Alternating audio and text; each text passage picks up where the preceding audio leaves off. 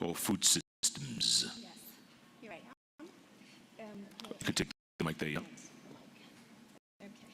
Good afternoon. Sorry. Thank you. Good afternoon, colleagues.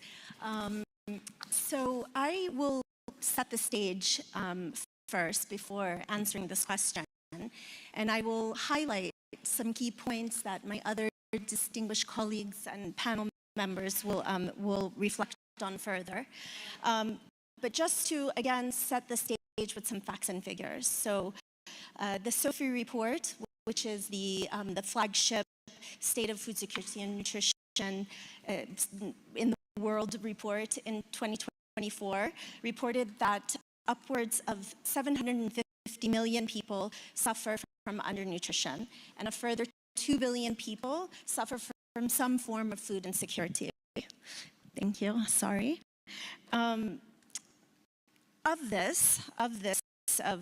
these figures, WFP reports that 340 million people across 74 countries face acute food insecurity.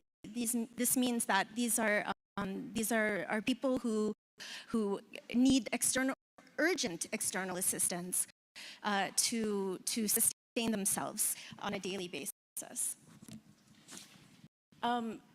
The key drivers of food insecurity and these fragile contexts are conflict. 65% of this 340 million people are affected by conflict throughout the world. Displacement, this means that individuals don't have access to food, farmers don't have access to their farms. There are economic issues that percolate from these factors, high prices, reduced trade, low purchasing power, and then finally, and of course, climate. There are more climate shocks, environments are changing, which are impacting livelihoods. We also know from our facts and figures that by 2050, we need to feed 10 billion people. And in order to do that, we need to reduce food waste. We need to ensure that there are sustainable production systems, and we need to ensure that those systems are equitable. We produce food. In many countries, you will find that there's a surplus of foods, but there can also be pockets of famine. I don't know how many of you remember the famine of Somalia in 2011. There was a surplus in livestock exports in the same period when 250,000 people died. So it's not just about ensuring that food is produced. It's ensuring that it gets to everyone, and everyone has access. So to the question on how can science contribute to more effective food systems in humanitarian settings, I mean, obviously the innovations need to continue. We need to continue that great work that CGIAR and partners are engaged on a daily basis. We need better technology that is low resource and low tech, and that can be implemented in very fragile and high-risk settings. And we need that evidence and research to contribute to further evidence-based advocacy and fundraising and policy formulation. We need to be working closer with the scientists and the practitioners. We need to be working closer on that front. And the last point that I'd like to leave you with is on the operationalization of evidence. The endpoint of science efforts should not be a document. It shouldn't be a report. It should be what we do with that knowledge. And we should be not thinking about that when the science is already produced. We should be thinking about that as we're thinking about the research questions, as we're producing that evidence. And how can we do that better? We should be including other actors in that process, like practitioners who work in these places in these in these fragile settings, and who need to bring these solutions to bear. We need to be involving the affected populations and national governments to the extent possible in our research activities. I think by being more propositive about this, we can make the evidence that is generated more effective. Excellent. Thank you, Dr. Musavi. Very well done.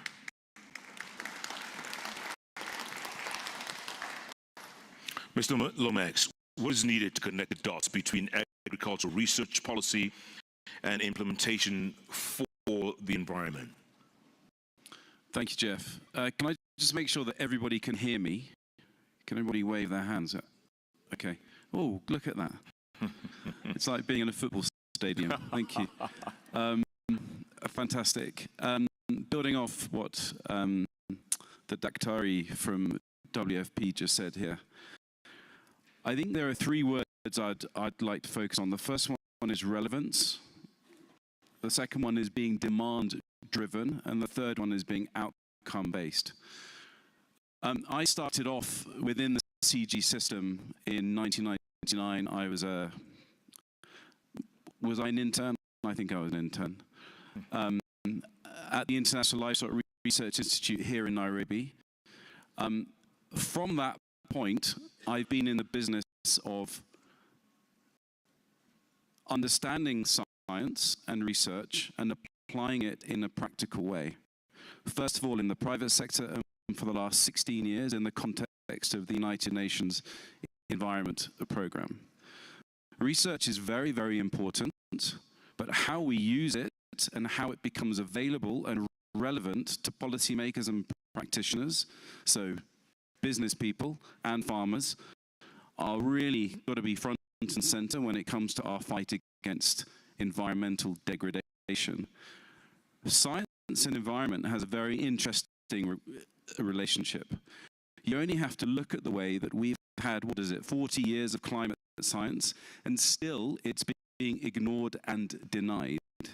So what lessons can we learn from that? And I'd be very interested to hear from other panelists and from you any practical ideas about how we can get this idea that very robust science is often discarded or ignored. So that's really important. So relevance has got to be key to business, farmers, and policymakers. That's got to be important. What are the problems that we are facing now, and how can we take our research and our agriculture research and put it into practice? The second one is demand-driven. Of course, that's related to the first point. How can we really understand what are the needs?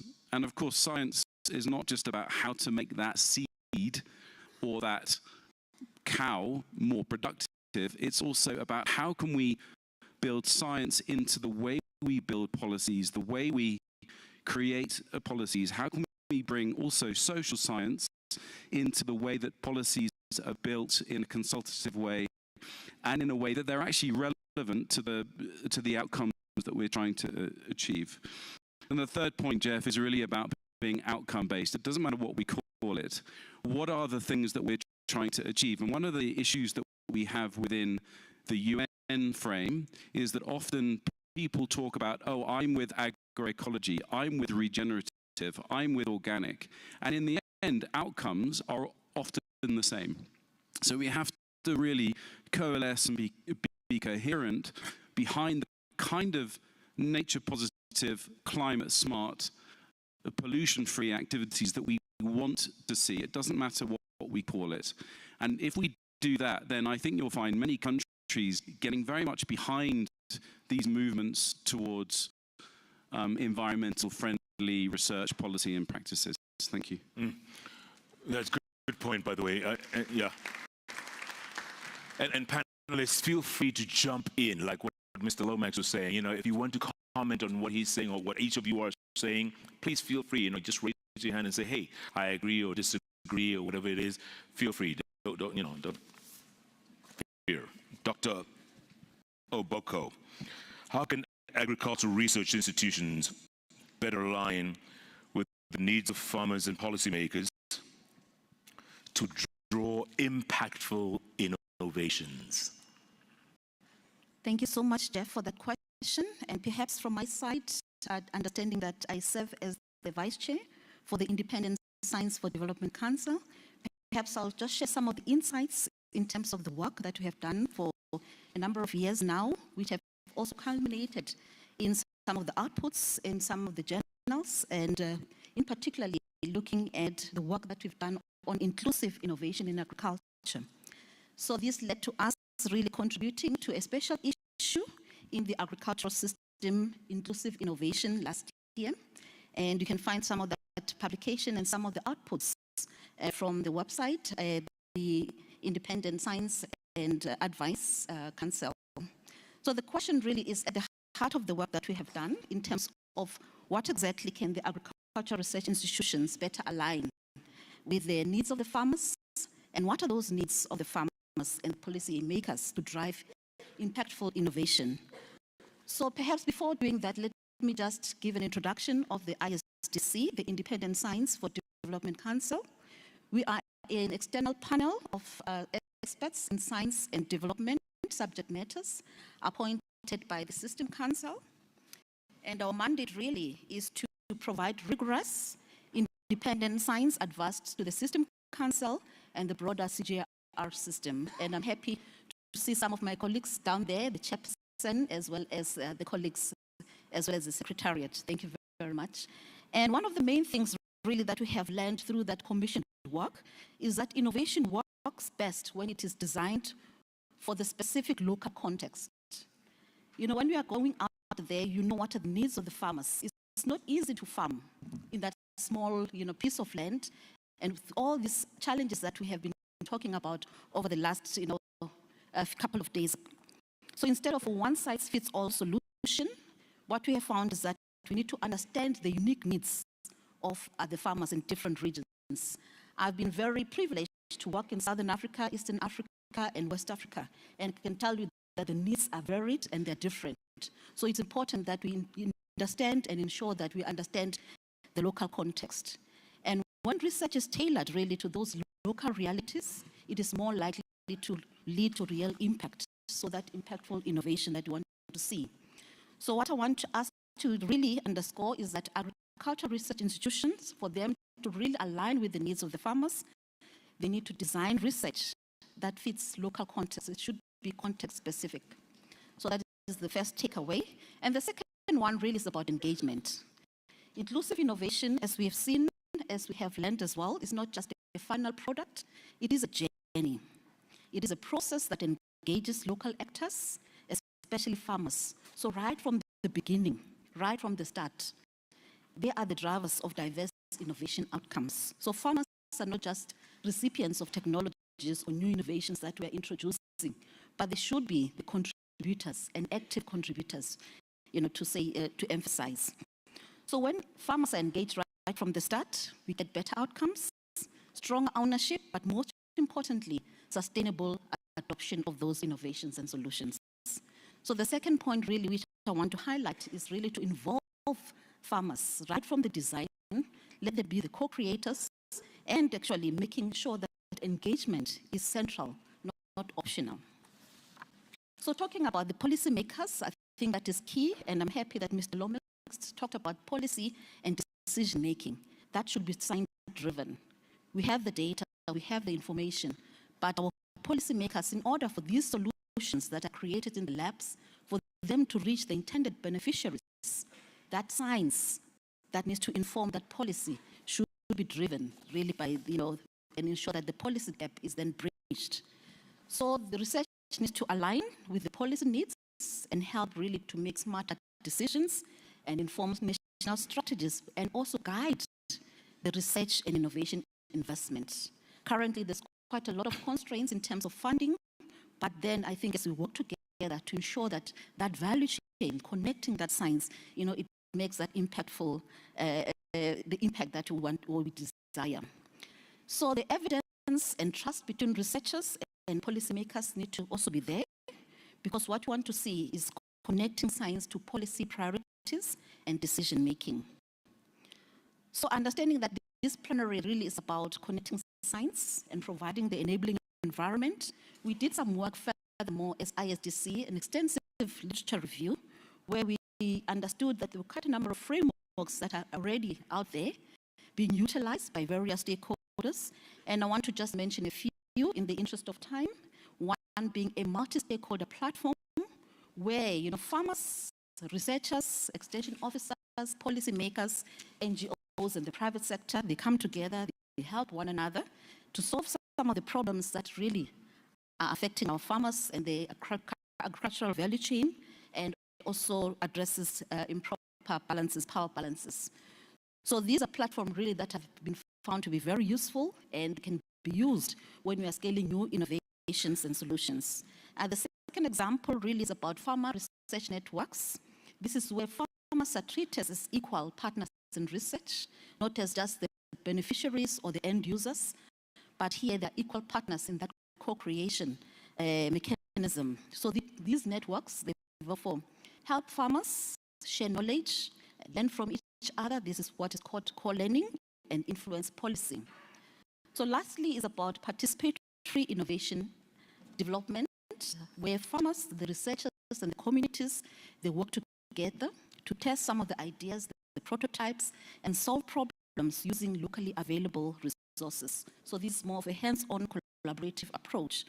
So really for us, maybe the agricultural research institutions to make that impact and get the innovations out there, ensuring that the needs of the farmers and the policymakers are catered for and addressed. We therefore need those three key elements in terms of ensuring that it is locally, the context is locally relevant, understanding the local realities and the differences, but also involving the people on the ground. And lastly, really connecting that science and the actors, as it was earlier alluded to. We need to ensure that that whole value chain works together. And therefore, that is when we can see science being more impactful and results-driven. So thank you. All right, thank you very much for that. Ms. Rowland, how can global science policy partnerships be strengthened to accelerate impact in agri-food systems? It's a wonderful question, Jeff, but let me point a question to the audience first. I would be curious to know how many of you are actually smallholder farmers. Please kindly raise your hand. Who of you is a smallholder farmer? I see some hands up. Many. Great. Fantastic. You could be even more, I think, but I'm very happy that you're with us here today. Because indeed, what we are here for in the Science Policy Nexus is for you, is for the smallholder farmers. I'm the CEO of the Ban Ki-moon Center. You probably all know Ban Ki-moon as the former Secretary General of the United Nations. And indeed, we are all about supporting smallholder farmers. Why? Let me give you maybe the what we do, the why we do it, and then the how we do it, answering Jeff's question. So what we do is very much we try to elevate agricultural adaptation worldwide, because it's often an afterthought. And we believe what we need to do is to raise financial, but also political commitment towards agricultural adaptation. And indeed, we need to do this with smallholder farmers with us, centering with them and have them at the table, have their voice heard. The why is very simple. I think I'm here speaking to a crowd of converted, because we all know we have 500 million smallholder farmers, households that are feeding the world. 80% of the food produced in Africa and in Asia, and statistics vary, 70 to 80%, come from smallholder farmers. So it's a no-brainer to take that as the key of our work. So how do we do that? Well, first and foremost, we support CGIAR. Big shout out, Ismane. You have put together an amazing week with all of the various experts, scientists, policymakers, NGOs that are gathered here, and of course also the smallholder farmers. Thank you very much for that. So we support CGIAR in their work. And we are backing particularly demand-driven research, because statistics and data say that for one invested dollar into CG, you actually get $10 out of return of investment. That's that's a pretty impressive ROI. It really is. So how else should we do it? Let me give you 5 points. How? First, we need to integrate agri-food system considerations in the global agenda everywhere. It is not a given that the agri-food system gets its place in the climate discussions, in the biodiversity discussions, in the health discussions, in the food discussions. Sometimes it needs brokers, policy brokers, to put it on the agenda and make those that host these meetings aware of we need to talk agriculture. So I'm talking, of course, the COPs, the biodiversity conferences, the high-level political forums, and I'm also talking about the NDCs, the national determined contributions. Second, we do need to improve data, and particularly sharing data globally. Why do I say this? Because we are now in an age of AI where we can actually connect the bits and bobs of data and make more sense of them. And we should utilize the new technologies to actually, to our forte, to use data connectivity. Third, we need to have a closer science policy interface. And what do I mean by that? Well, let me challenge all of the policymakers here in the audience. Have you embedded scientists in your delegations to the various conferences? Have you embedded scientists in your ministries? Several have done that, but more needs to be done on that one. And what the Ban Ki-moon Center does is we connect policymakers to smallholder farmers particularly, and to the science. So we take smallholder farmers into cohorts that work with us to formulate demands that we then issue via Ban Ki-moon, but also via our partners to the actual decision makers that have the pen to the finances. So let me challenge you to embed more scientists in your delegation, in your ministries, in your policy-driven decision making, but also more smallholder farmers, because they know what they need. My fourth point is we need, of course, multi-stakeholder platforms. Clearly, all of us would say, sure. But they can't only be academia and NGOs and private sector and governments, but also the recipients. Again, you guessed right, smallholder farmers should be there in our multi-stakeholder platforms. And last, I'm closing here, Jeff, the funding. Probably many of you know that only 0.8% of climate finance goes to smallholder farmers. 0.8% of climate finance. I guess if I asked you, is that enough? All of you would answer, definitely not. So we have to work on innovations even in finance, on probably it could take many forms of let's say, mission-driven funding or even donor trust funds, or like there are many other methods to go about this. We just appeal to donors, please up your spending on agricultural adaptation, because it's at the essence of our security of the food systems. Thank you. Absolutely. Well done.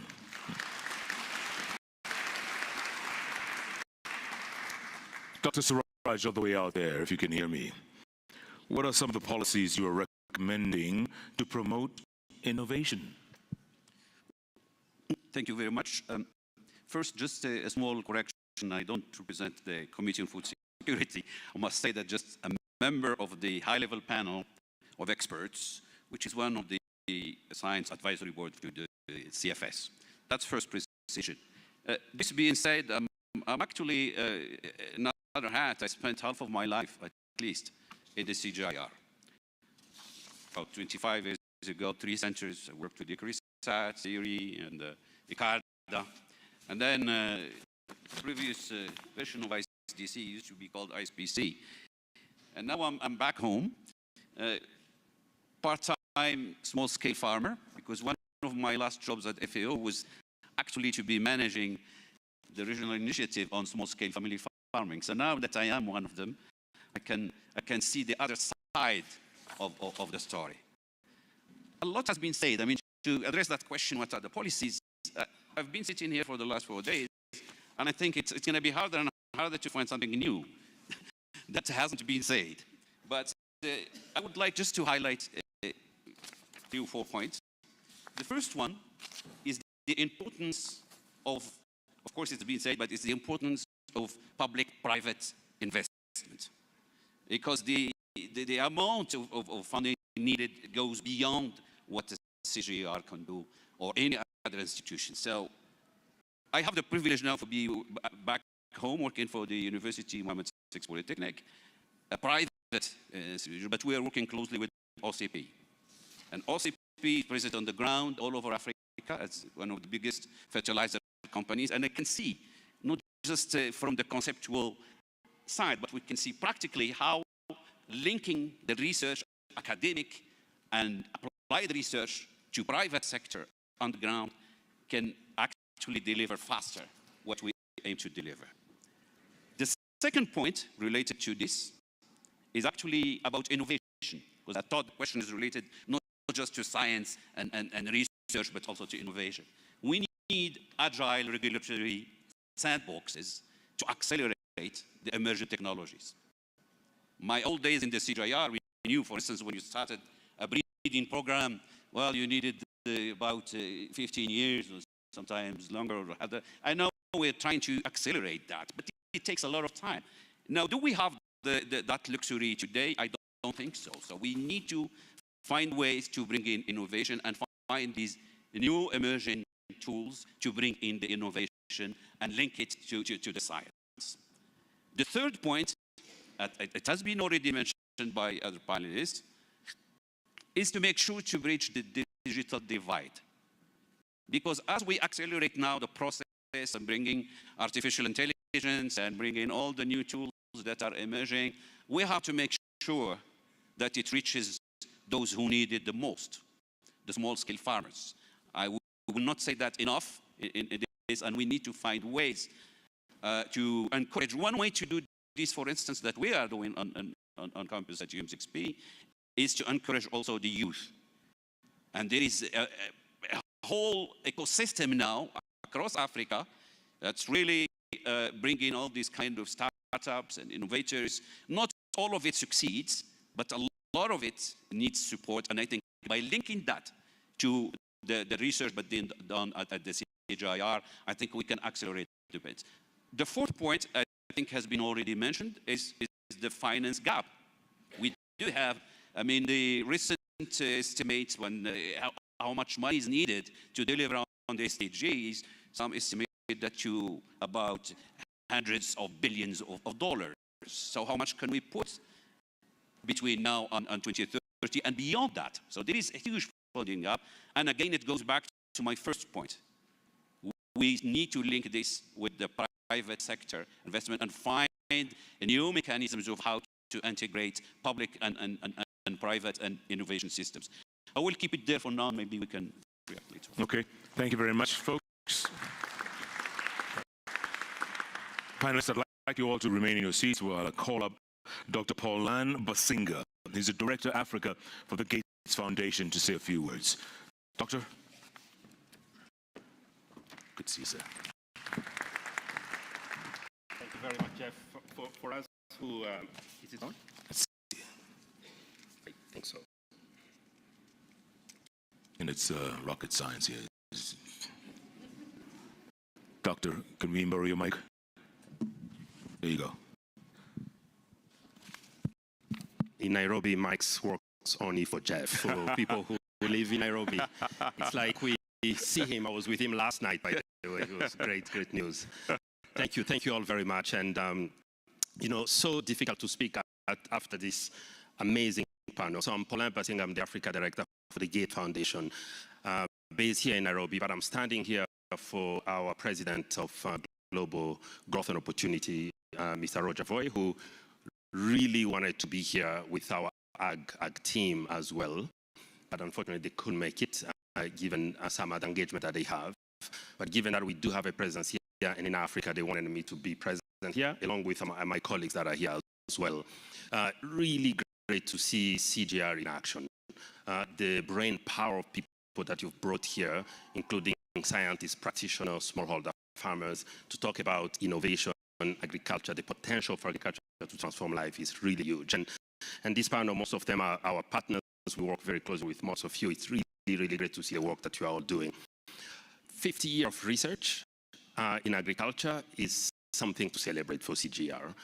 And we're getting to a place where now we actually need to move from evidence innovation to actually go beyond only testing those innovations, as the panelists said so well, because as researchers, we have the tendency to actually move very fast with our innovation tests in a number of smallholder farmers, but sometimes the call for bringing more and more partners, practitioners, policymakers, and smallholder farmers to actually move innovation into millions and bringing smallholder farmers and all of them to make sure that those innovations reach millions, it's now.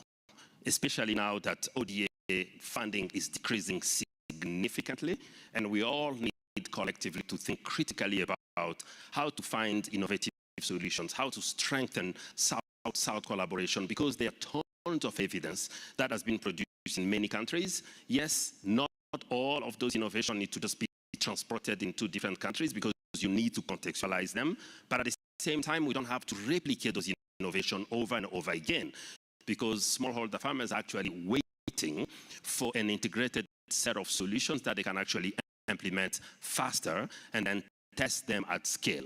And it's really up to us to actually move those innovations to scale very, very quickly. This is why the Gate Foundation will really continue to be one of the biggest supporters of CGIAR.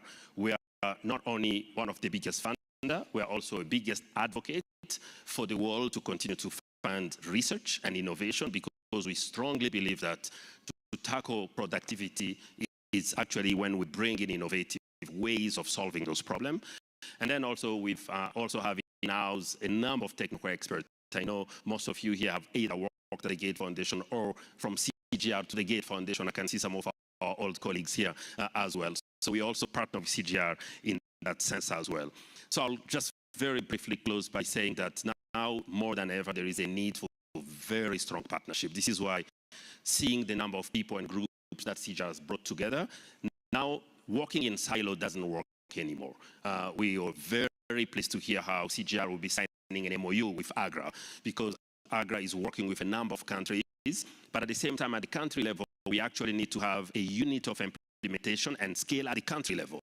We need to work with government to understand which is that organization that is bringing together both the businesses, smallholder farmer associations, etc., to take innovation into implementation at the country level. In a country like Rwanda, you have the agriculture boards that is providing those innovations. But in other countries, what are those? Because I didn't see a lot of many government officials here.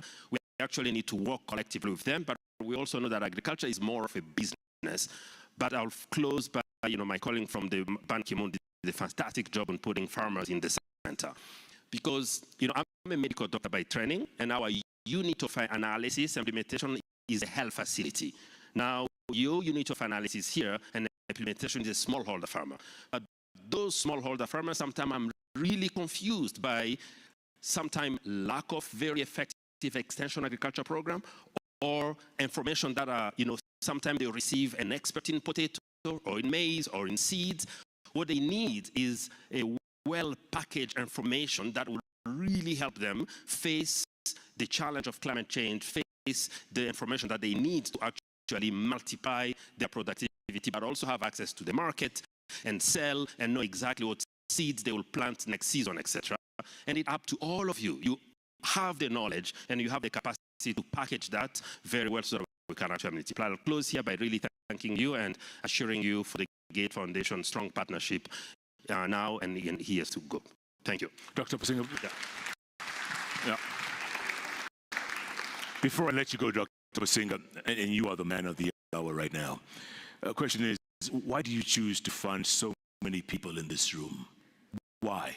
To fund and support? The World Bank did a research. I think one of the members supported as well. When the Gate Foundation was funded, both Bill and Melinda started by health, right? And then when Warren Buffett joined in, they looked at what is the other sector they can actually double down in funding, and agriculture came up. And since then, agriculture continued to be one of the biggest Gate Foundation engagement. Then we looked at what are the places where private philanthropy can actually have the biggest impact. And research and innovation comes on the top. Because most of the time, public sector or private sector cannot invest a lot of money in R&D and research, because if there is no clear path to actually making money on those, it's very difficult. This is where the Great Foundation comes in, to actually put money into breakthrough research that can actually unlock productivity in a big way. This is why we are committed to CGIAR and the work that they do across their centers in the world here. And then I'll close by saying that there is plenty of evidence. When you've seen agricultural productivity around the world, it's through research that has been able to move. But closing by saying, on innovation, we have tons of evidence, but it's only when you can actually link it with very concrete delivery infrastructure, the kind of work that AGRA has been doing along with Ministry of Agriculture in countries. This is where you get the magic of increasing productivity. Excellent. Thank you very much. Dr. Polan Basinga, panelists, thank you so much for your time. We appreciate it. Thank you. Good job. Thank you. Well done. Good to see you. Thank you, panelists. Thank you. Another round of applause to our panelists, please.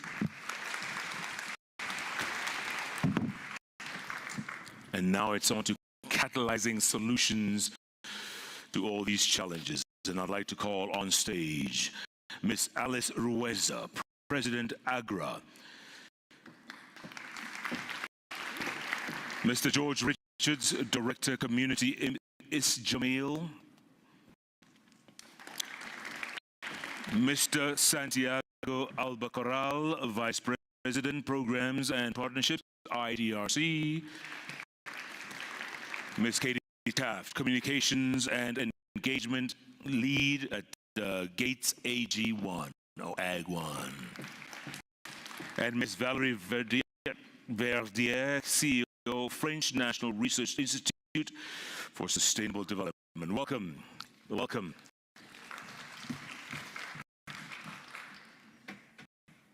Daniel Gill is here, also the CEO for the Center for Agriculture and Science. Welcome, welcome, sir. Good to see you.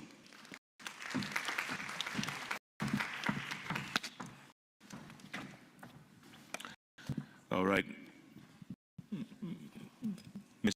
Reza, how can we ensure that smallholder farmers are central to agricultural innovation? Thank you very much. That is a very important question. Let me start by recognizing the CGIAR and thanking them for organizing a wonderful Science Week, and recognizing my fellow panelists as well, and the audience. So, smallholder farmers are the backbone of African agriculture, but they're not always included in the innovation process. At AGRA, we believe that agricultural innovation must be inclusive, practical, and driven by the needs of these farmers. We are committed to ensuring that smallholder farmers are at the center of agricultural innovation across the 15 countries where we operate in Africa. Through partnerships with farmer organizations, governments, research institutions, and funding partners, we are focused on developing innovative solutions that address the unique challenges that are faced by the smallholder farmers. By leveraging technology, data-driven approaches, inclusive policies, we empower farmers with the tools, knowledge, and support that they need to increase productivity, improve resilience, and address climate change. So smallholder farmers are the backbone of African agriculture, and they need not just be recipients of innovation, but active participants in shaping the solutions that will drive the future of our food systems. And I'll talk about our approach in 4 ways. So the first one is co-creation of solutions. We believe that innovation must be developed in collaboration with those smallholder farmers. We've seen the success of this approach through initiatives such as the Strengthening Regenerative Agriculture in Kenya, where over 100,000 farmers are not just the recipients of innovation, but they are active participants in the development and implementation. And by involving these smallholder farmers in testing these new technologies and practices, we have ensured that the solutions are both relevant and actionable on the ground. The second one is capacity building. Capacity building is central to our approach. Smallholder farmers need to be equipped with knowledge, tools, and resources to adopt the new technologies. Our projects focus on training farmers in techniques that enhance soil health and improve crop resilience. And through this hands-on approach, we make sure that our farmers learn to implement these practices, from increasing soil organic matter to using water-efficient irrigation. this is the work that we do in our village with our village-based advisors. The third one is around access to markets and financial support through our school feeding program. It's a great example of how market linkages can drive innovation and adoption. We are creating long-term markets for crops and ensuring that the smallholder farmers are incentivized to adopt sustainable practices, but also working with financial institutions to provide accessible credit and insurance that allows the farmers to invest in new technologies and methods without fear of financial risk. And the last point really I have to make is that this innovation needs to be youth and women inclusive. In many regions, especially of course in Africa, we know that women feed the world, just like the former president of Mauritius said on Monday, women feed the world, and the youth are driving forces behind change. There have been a lot of youth in this Science Week, which has been very refreshing. Empowering them with the skills and opportunities to lead innovation is essential. At AGRA, we have made significant strides involving youth and women in our programs, such as the Youth Entrepreneurship for Food and Agriculture in partnership with MasterCard Foundation. In many districts, we are transforming the environment through Nexus to Listen, where we work with communities to regenerate soils and boost incomes. So these initiatives are not only improving productivity, but they are creating opportunities for young people and women. So in closing, I will say again that smallholder farmers are the backbone of Africa's innovation, and they must be not just included, but they are leaders in innovation. Thank you. Absolutely. Well done.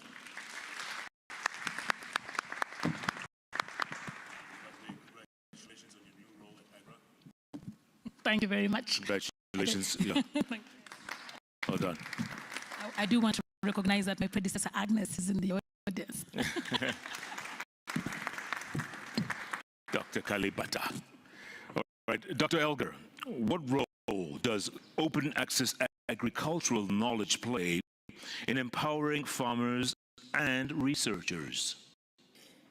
Thanks, Jeff, and thanks very much to the CG for the opportunity to be here and take part in this today. So just to start, we should distinguish between free information and open access in the strict publishing sense, which actually refers to material that's freely available, but where the use comes with some conditions. So just for full disclosure, CABI, as a research knowledge development organization with its own publishing arm, has a big interest both in providing free materials for farmers and in producing open access publications for researchers.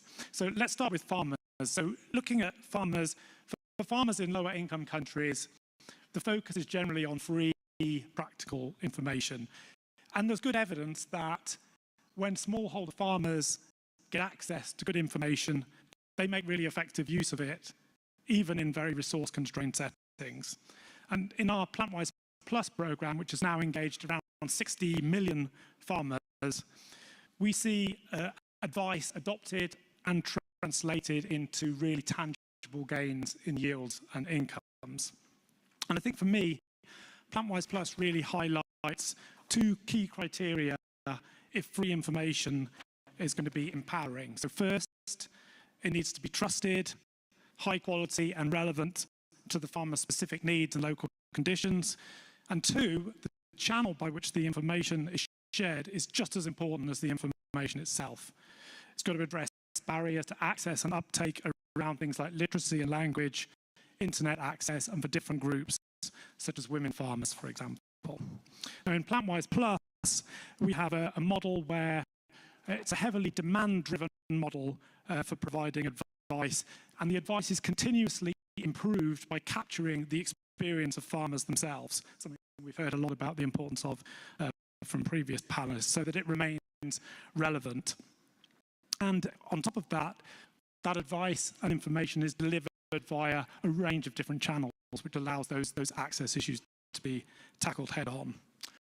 So in an ideal world, smallholders would have free and continuing access to all kinds of high quality tailored information on things like new techniques and technologies, pests, weather, input costs, market prices, etc., etc.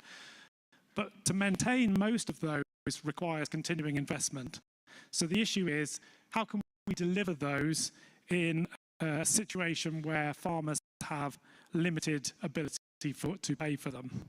So AI could be transformative, although we still have to surmount the trust and access issues. Actually, CABI, together with the CGIAR and Gates, is right now working on a very interesting project to look at how AI could better enable farmers with advice. Of course, the prime purpose of public extension systems is to provide actionable advice to farmers, but as we all know, those are often too thin to do that very effectively. Private sector involvement offers a potential route to sustainability, and there are some successful models, for example, based on bundling advisory services with financing or off-taking arrangements. Those work differently in different contexts. And I guess to summarize all of that in the interest of time, what really works in empowering farmers, both in terms of the types of information and in terms of the channels used to communicate with farmers, really varies a lot between contexts, and it remains a challenge to find sustainable business models for providing high quality, free or affordable advice to farmers.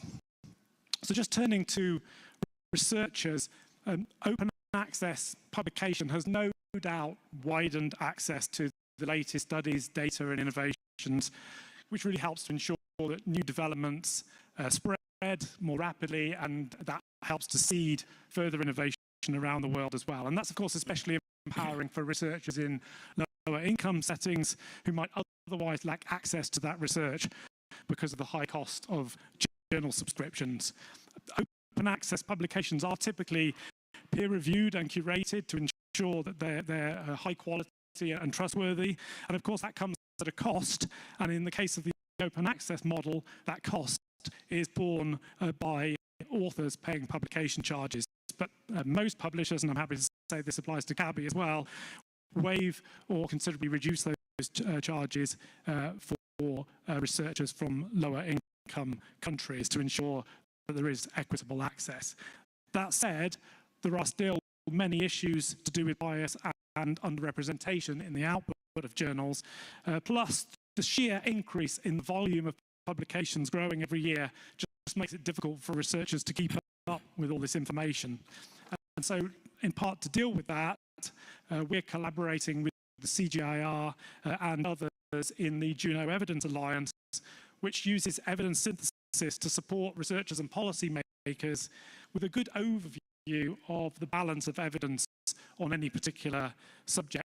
And Juno also quite actively addresses some of those biases that I spoke about in the research and publication process by doing things like incorporating so-called grey literature and direct stakeholder inputs into its evidence synthesis process. So the need for those kind of corrections is actually a reminder that while free and open access to information is undoubtedly very good, we still need a really active effort to ensure that information from different sources, including Indigenous and local knowledge, is widely available.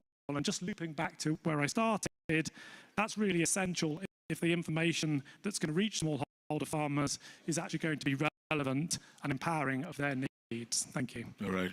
Thanks, Dr. Olga. Mr. Richards, how can organizations like Community Jameel help in translating scientific research into practical, real-world solutions for agri-food systems? Thank you. Thank you for the question, Jeff. And well, I also start by thanking CGIAR for convening this wonderful Science Week and Professor Lwefi for your hospitality. Great to be back in Nairobi.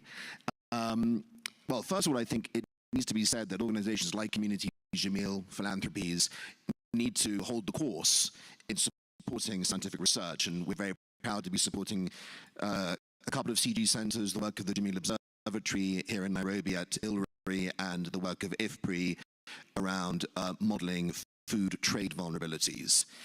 But your question, Jeff, is more about scaling up innovations and taking innovations to scale. And I think there the question is, yes, philanthropy needs to contribute funds, but really we need to engage in the international system to unlock the really big funding from multilateral development institutions and from governments. And that includes the COP process. And I was at an excellent meeting with Professor Lwefi and Paulin were co-chairing yesterday on COP30, and it's good that we're already thinking about the COP process this early in the year.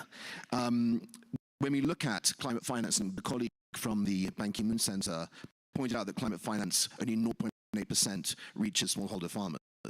We're in a world where the Loss and Damage Fund, instituted in Sharm el-Sheikh at the COP there, COP27, needs to have funding of probably more than $400 billion annually. And yet, its current account is just over $700 million, full stop. So we are way off track in terms of unlocking funding for adaptation, which includes, of course, agriculture and food systems.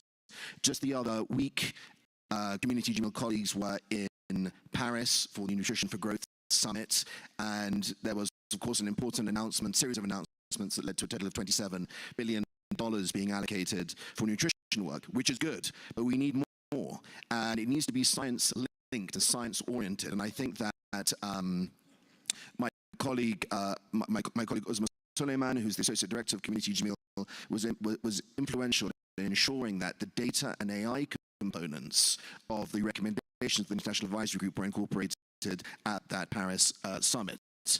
But now we're looking ahead to COP. Of course, COP28 in the UAE was a watershed moment for food and agriculture, and I think a lot of credit goes to the UAE government, Her Excellency Madam El Mahdi, and the organizing team for achieving what took place at COP28. But one of the interesting things about that was, of course, the AIM for Scale initiative, and the idea of identifying investable projects. I think at the last COP, yes, in Baku, they announced a $1 billion pledge towards those programs.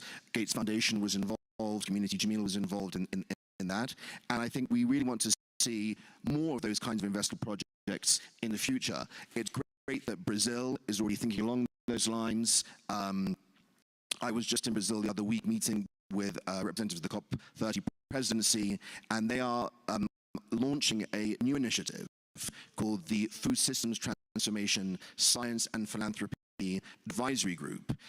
CGIAR is a member, Community GMIL is a member.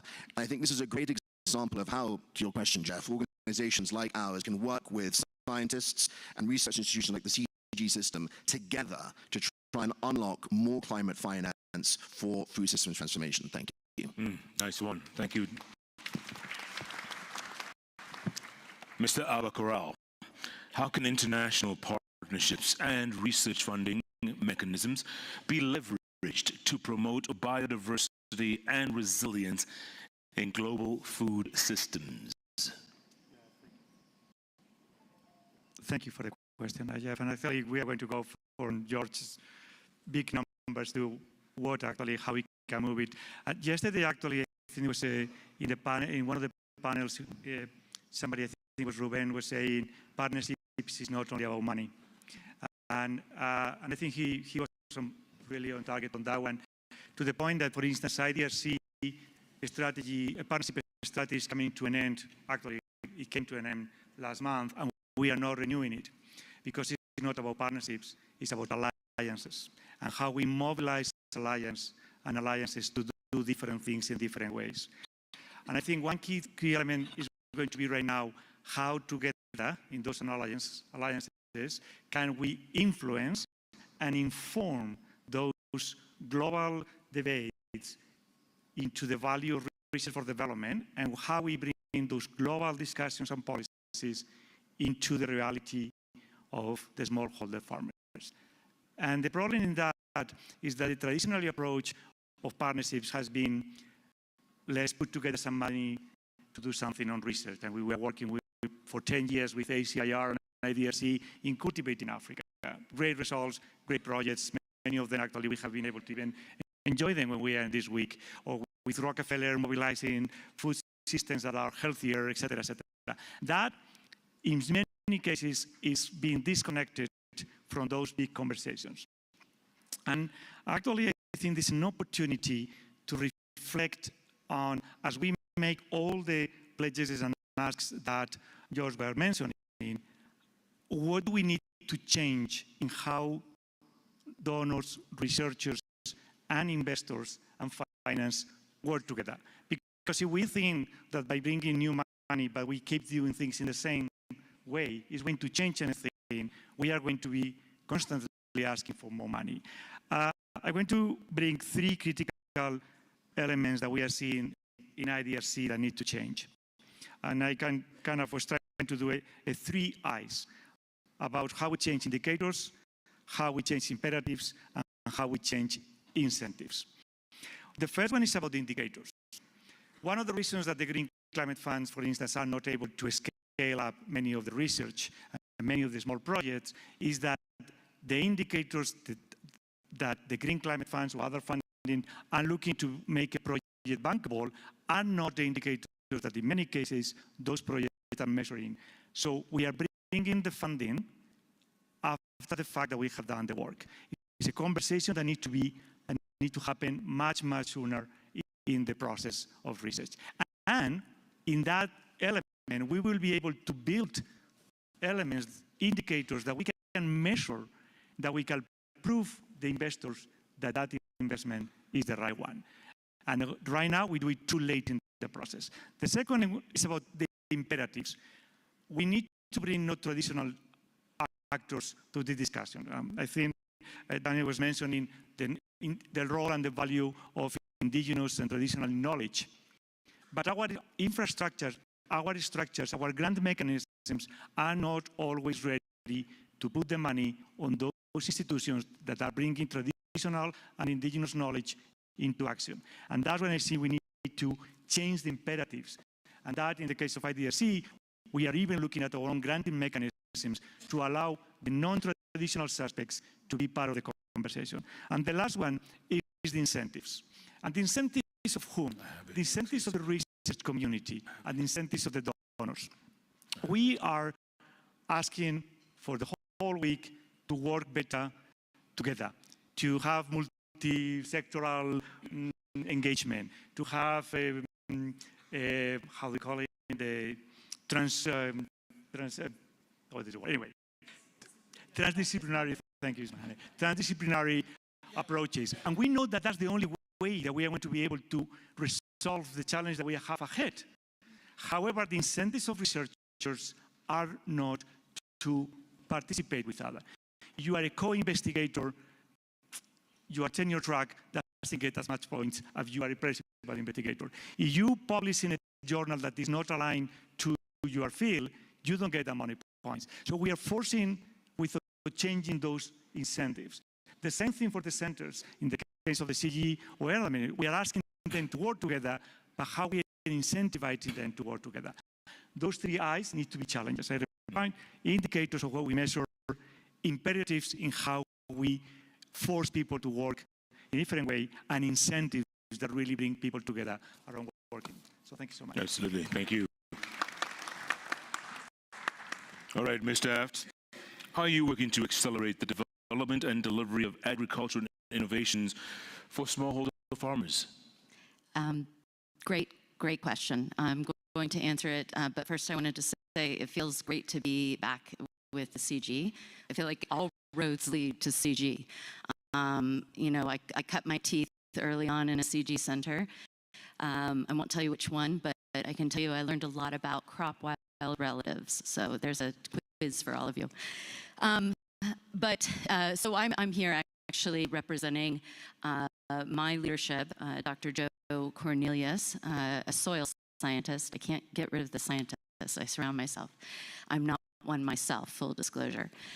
So in answering your question, actually, what I would like to do is talk about who we are and who I represent. We're kind of the new kids on the block, and we really appreciate being invited here to talk about a little bit of who we are and what we're doing and how we're working with the CG. Gates Agricultural Innovations, or how we're commonly known as Gates Ag 1, is a relatively new organization and relatively small, which is why I'm here representing our leadership. We were born about 4 years ago, and we are a nonprofit and an affiliate, if you will, of the Gates Foundation.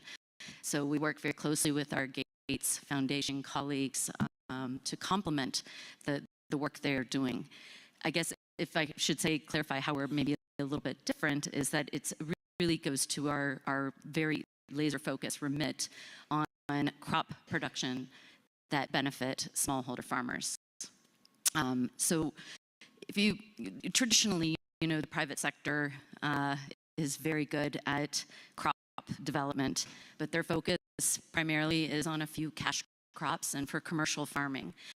And Gates Ag 1 is taking that business model, and we are improving a crop pipeline for smallholder crops. Our initial investment has been in, and I hope to get the list right, cassava, cowpea, sorghum, soybean, rice, and maize. I got all 6.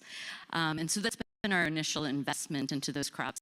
And then we focus on science that right now we're seeing emerging technologies in photosynthesis efficiency, nitrogen fixation, nutrient uptake, as well as yield protection against stressors like pest and disease.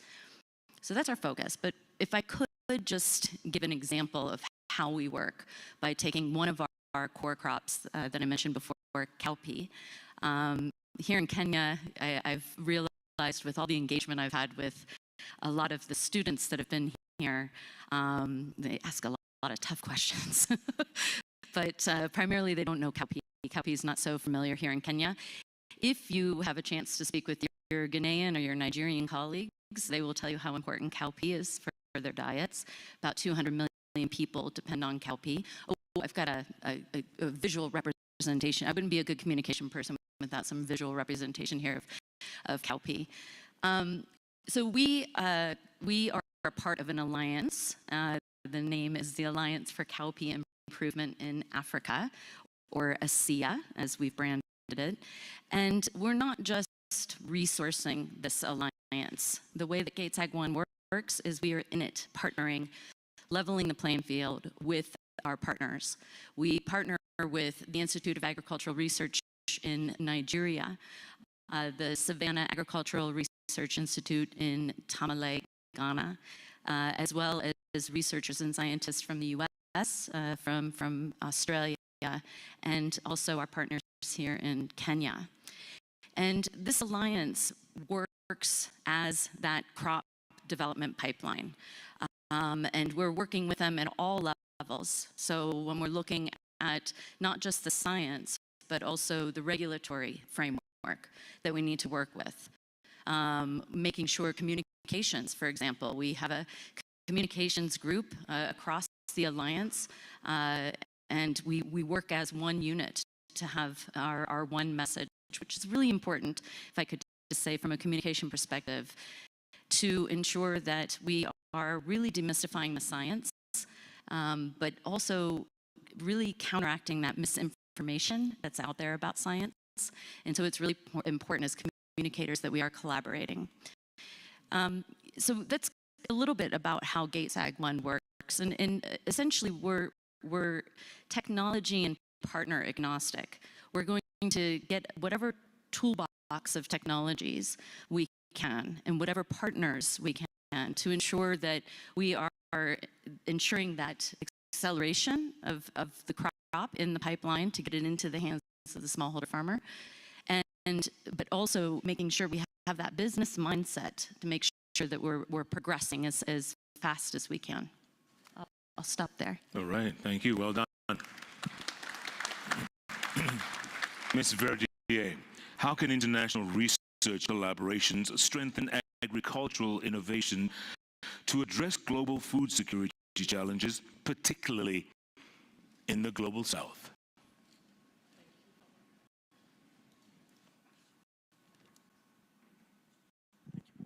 Thank you very much for the question. First, I would like to thank Dr. El-Wafi for her kind invitation to participate in the CGIAR Science Week. I spent a long time of my scientist career in the CGIAR, so it was very inspiring also for me to lead the IRD institution. Thank you very much. Regarding your question, I would like to start with the main point is that we are really sharing common challenges at the time. First toward achieving the 17 SDGs, and this is very soon, 2030. Also, we are sharing scarcity of resources, especially at that time, at that moment. And it calls really for real and effective co-construction and balance partnership between scientists from the North and from the Global South. Also, the inclusion of non-academic actors, and private sectors, civil society, also local communities in the research process. It's the way we are working at IRD, trying to be more inclusive in research. And I think that way, agriculture research will serve the needs of communities in the Global South while fostering local scientific leadership. And for that, we truly believe at IRD that first, we need to set research priorities. They should be defined collaboratively in order to really reflect the actual needs and realities of farmers and agricultural systems in the Global South. The second point is that the deep contextual knowledge of scientists from the Global South should be acknowledged and included. It's why I was thinking about inclusive research, and it's crucial for developing effective, adaptable, and also culturally appropriate solutions for the farmers. And the first point is that partnership should also be based on mutual benefit and share leadership. Institutions in the Global South should have equal say in governance, funding distribution, also project design. At IRD, we are really following these three concepts and these three conditions. And if respected, it will really allow the co-creation of research agendas, create innovation that is adapted to local context, and lead also to sustainable, inclusive, and impactful solutions for global security. IRD is really science for solutions, also to inform better policymakers. Their decisions should really be based on scientific evidence, and scientific evidence is also to include local knowledge. We have several successful examples of international collaboration projects that lead to agricultural innovation adapted to local context, including, as I said, local knowledge. And we are always working in an interdisciplinary and transdisciplinary way. For example, we have developed a low-tech field kit for measuring soil health. The name is BioFunk tool, and it was developed by a research team, a mixed research team between scientific from the south and from the north. And it really allows farmers to obtain direct information on the impact of agricultural practices and soil function. And it's really valuable on our website. Also, I have a second example, which is called C-Trig. And C-Trig is an innovative low-tech tool, directly useful to local farmers. It is an app which is a powerful tool for controlling the irrigation of citrus orchards, and is based on weather data. And IRD is really involved also in developing tools to measure the weather and to anticipate also the climate inform on the climate changes. So this app was developed as a part of a project funded by the French Ministry of Research in France, and also the Tunisian Minister of Higher Education, and also several academic institutions in Tunisia. And this decision-making tool was designed on several in response to an urgent need expressed by stakeholders. And that is, I think, the main point. I mean, always our projects are based on what is the need expressed by the stakeholders. And so it's providing solutions to save water and energy in a context of increasingly intensive drought, especially in Tunisia. On a different note, also, we believe at IRD that equitable access to finance and infrastructure is also essential for strengthening agriculture innovation. And as you said previously, it's also crucial to ensure that access to data, publication, also patents and publication, IRD is really very much involved in open science, open data. And maybe also the last point to your question, how can international research collaboration with strengthened agriculture innovation? I think it's through regional approaches. And regional research centers are, in my view, essential for effective international research collaboration. So these centers in Africa, Latin America, Asia must play a leading role in guiding global efforts in agricultural innovation, and this must be strengthened. IRD is very much involved in building international lab, project in capacity building, and is also providing different tools to encourage, to support mobilities, south-north mobilities, south-south mobilities, which is very important. And also, I had the pleasure and honor to attend the signature of the consolidated CGIAR France Action Plan with 3 ministers in France and the CGIAR Executive Managing Director, dear Ishaman. This was at the last month in Paris. It will strengthen and scale up also our global initiatives. IRD will be very, very deeply involved in such plan. So you can count on IRD to implement this strategic plan, which is really very important for France and for the CGIAR. Thank you very much. Thank you.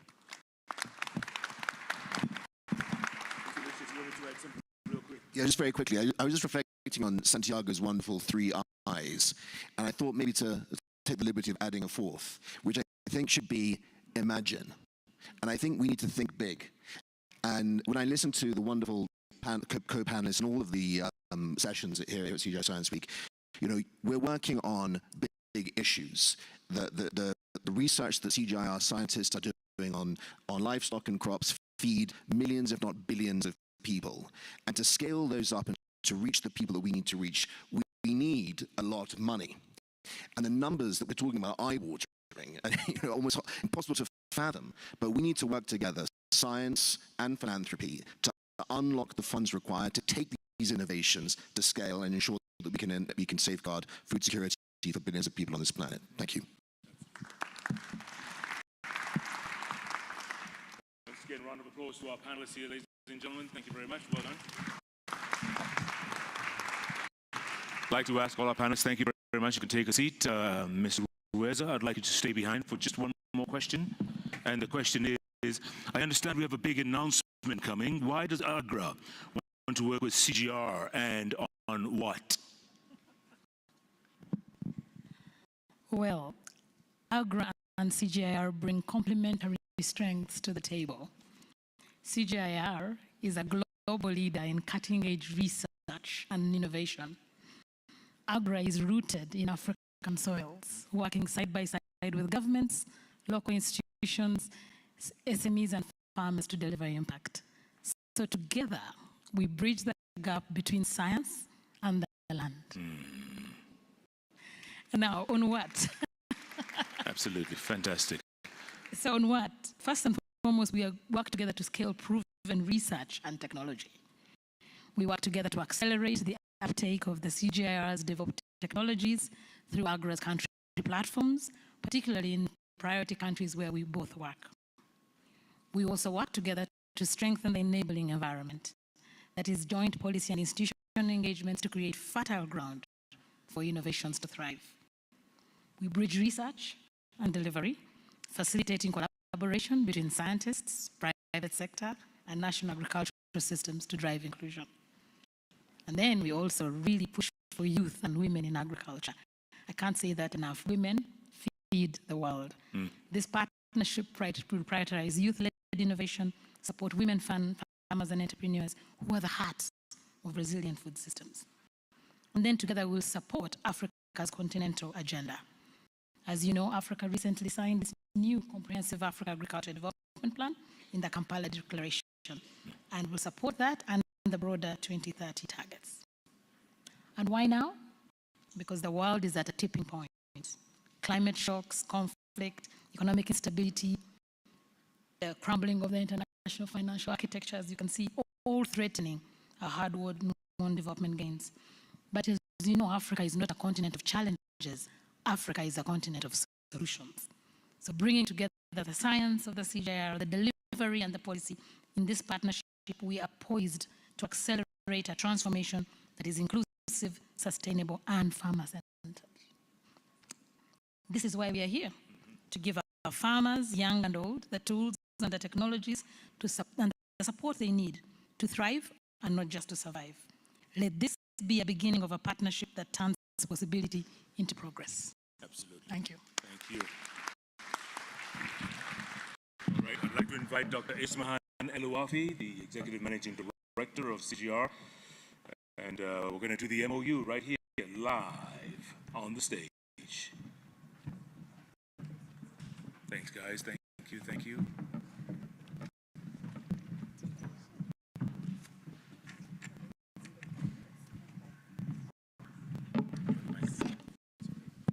I want to just say that this is a legacy of two very strong African women.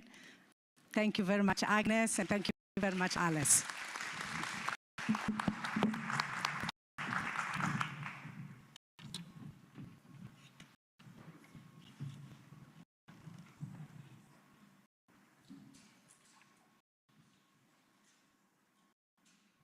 I feel there should be some music or something in between.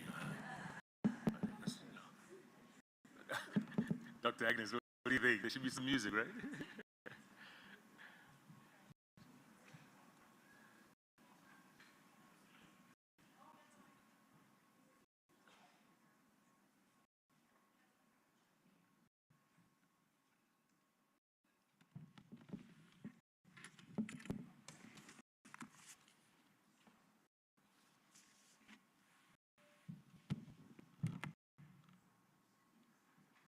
Congratulations to you both, Ms. Reza, Dr. Elouafi. Charting you high. Thank you. Congratulations. Congratulations. Well done. Guys, you want to take your table back? Thank you very much, Ms. Reza. Thanks, Dr. Oh, you want to say something real quick? And this is really an MOU between AGRA and the one CGIAR, including all the centers. So thank you very much, CGIAR centers, DGs, and global leadership team. Thank you. Thank you, Dr. Well done. Great day, great day. Next panel is about charting new paths, just like that MOU, charting new paths. The moderator for this session will be Dr. Julian Diaz-Bernardes Gil. She's the Chief Editor, Nature Food. Welcome, Doctor. And thank you. In your panel will be Dr. Susan Carrier, Director, African Women in Agricultural Research and Development, Professor Liu Lujien, Executive Director, Director General, Institute of Crop Science, Chinese Academy of Agricultural Science,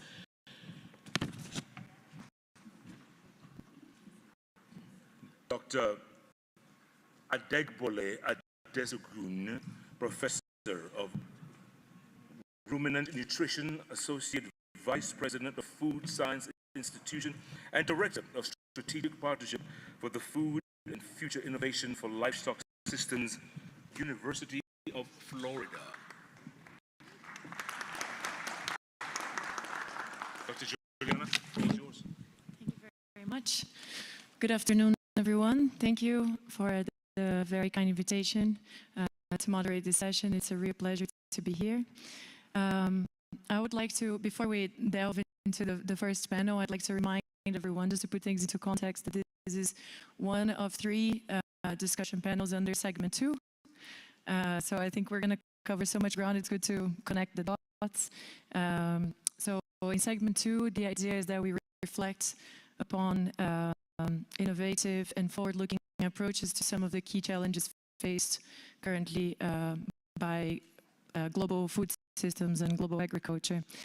And we're going to do this through 3 perspectives in particular. So diversity, resilience, and foresight, which are 3 key elements, as everybody knows, when we're thinking about charting new paths, as our session is called. So when we're thinking about future agricultural development strategies and imagining the food systems that we want to have. So now, starting the panel. So this panel aims to address how different forms of knowledge, scientific, technological, and indigenous, can be leveraged to strengthen food systems and enhance adaptability, given all the challenges that we're facing today: climate change, population growth, resource constraints, conflicts, and so on. So the panel is very appropriately called Wealth and Diversity, in recognition of the value and the importance of diversity, to think about solutions. So I'm actually going to take just 1 minute of our very short time to imitate Monica from the first segment, from the Ban Ki-moon Center, and now ask how many of you are smallholders as well as women. So do we have, okay, we have a few, yes. But as she said, it could be more. So I'm going to start with Dr. Karia, and I'm going to ask, I mean, a lot is said about the need to think about gender when we're designing strategies, when we're doing research, but we don't see that. Oftentimes we see research that is not responsive to gender issues, that is not sensitive to these issues. And even though women are the backbone of smallholder agriculture and play a vital yet overlooked role in food production all the way to nutrition. So basically their knowledge, their experience is oftentimes left outside. They're not part of decision-making process. So with that in mind, I would like to ask the first question: how can gender-inclusive research unlock new solutions for resilient food systems? Thank you very much, and thank you to the CGIAR for inviting me here. Before I respond to this question, I'd like to take just a minute to tell you the organization that I work with, AWARD, the African Women in Agriculture Research and Development. We were founded in 2008 as a career development fellowship program that aims to widen the pipeline of confident, capable, and influential African women scientists in the agriculture research for development sector. And looking at this room today, we are still relevant because we are still seeing that women are still a much smaller percentage. So we've had more than 17 years developing a capacity development program on women's leadership, on mentoring, and really building the visibility of the women that we have worked with. So coming to your question, I would like first of all to start by asking, why should we pay attention to gender when we do the work that we do? Why is it important? Why is gender equality and women's empowerment important when we think about resilient agri-food systems? And I'll start by saying that, number one, women are key actors in food systems. They are producers, they are processors, they are wage workers, they are traders, they are consumers. I've been listening to sentences that are saying women are the farmers, women are feeding the world. So it is really important that we pay attention.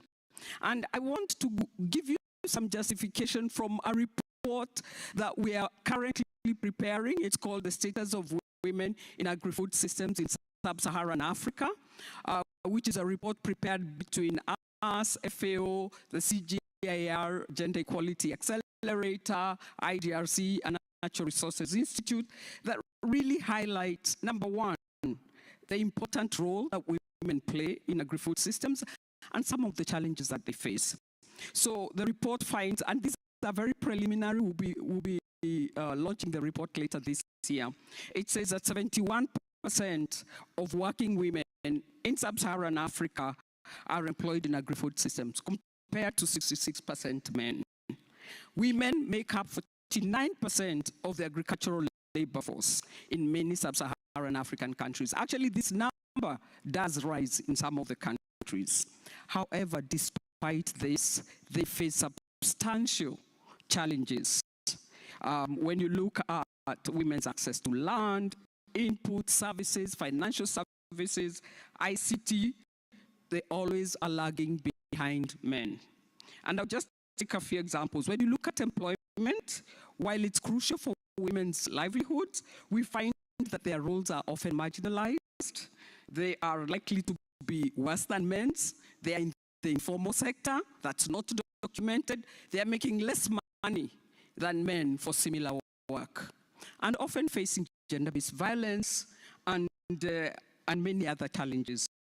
When we look at land rights, we find that most countries do not have the legal frameworks to provide for adequate protection on women's land rights. Food security, I think we heard it from somebody who was here, who talked about more women being more food insecure than men in almost every region of the world. Unpaid care, women are bearing the burden of unpaid care work and domestic work. Let me touch on something that agriculture never used to talk about years ago: discriminatory social norms. Well, what the report is finding, and actually it's out there, is that discriminatory norms, attitudes, and behaviors are definitely at the heart of gender inequalities.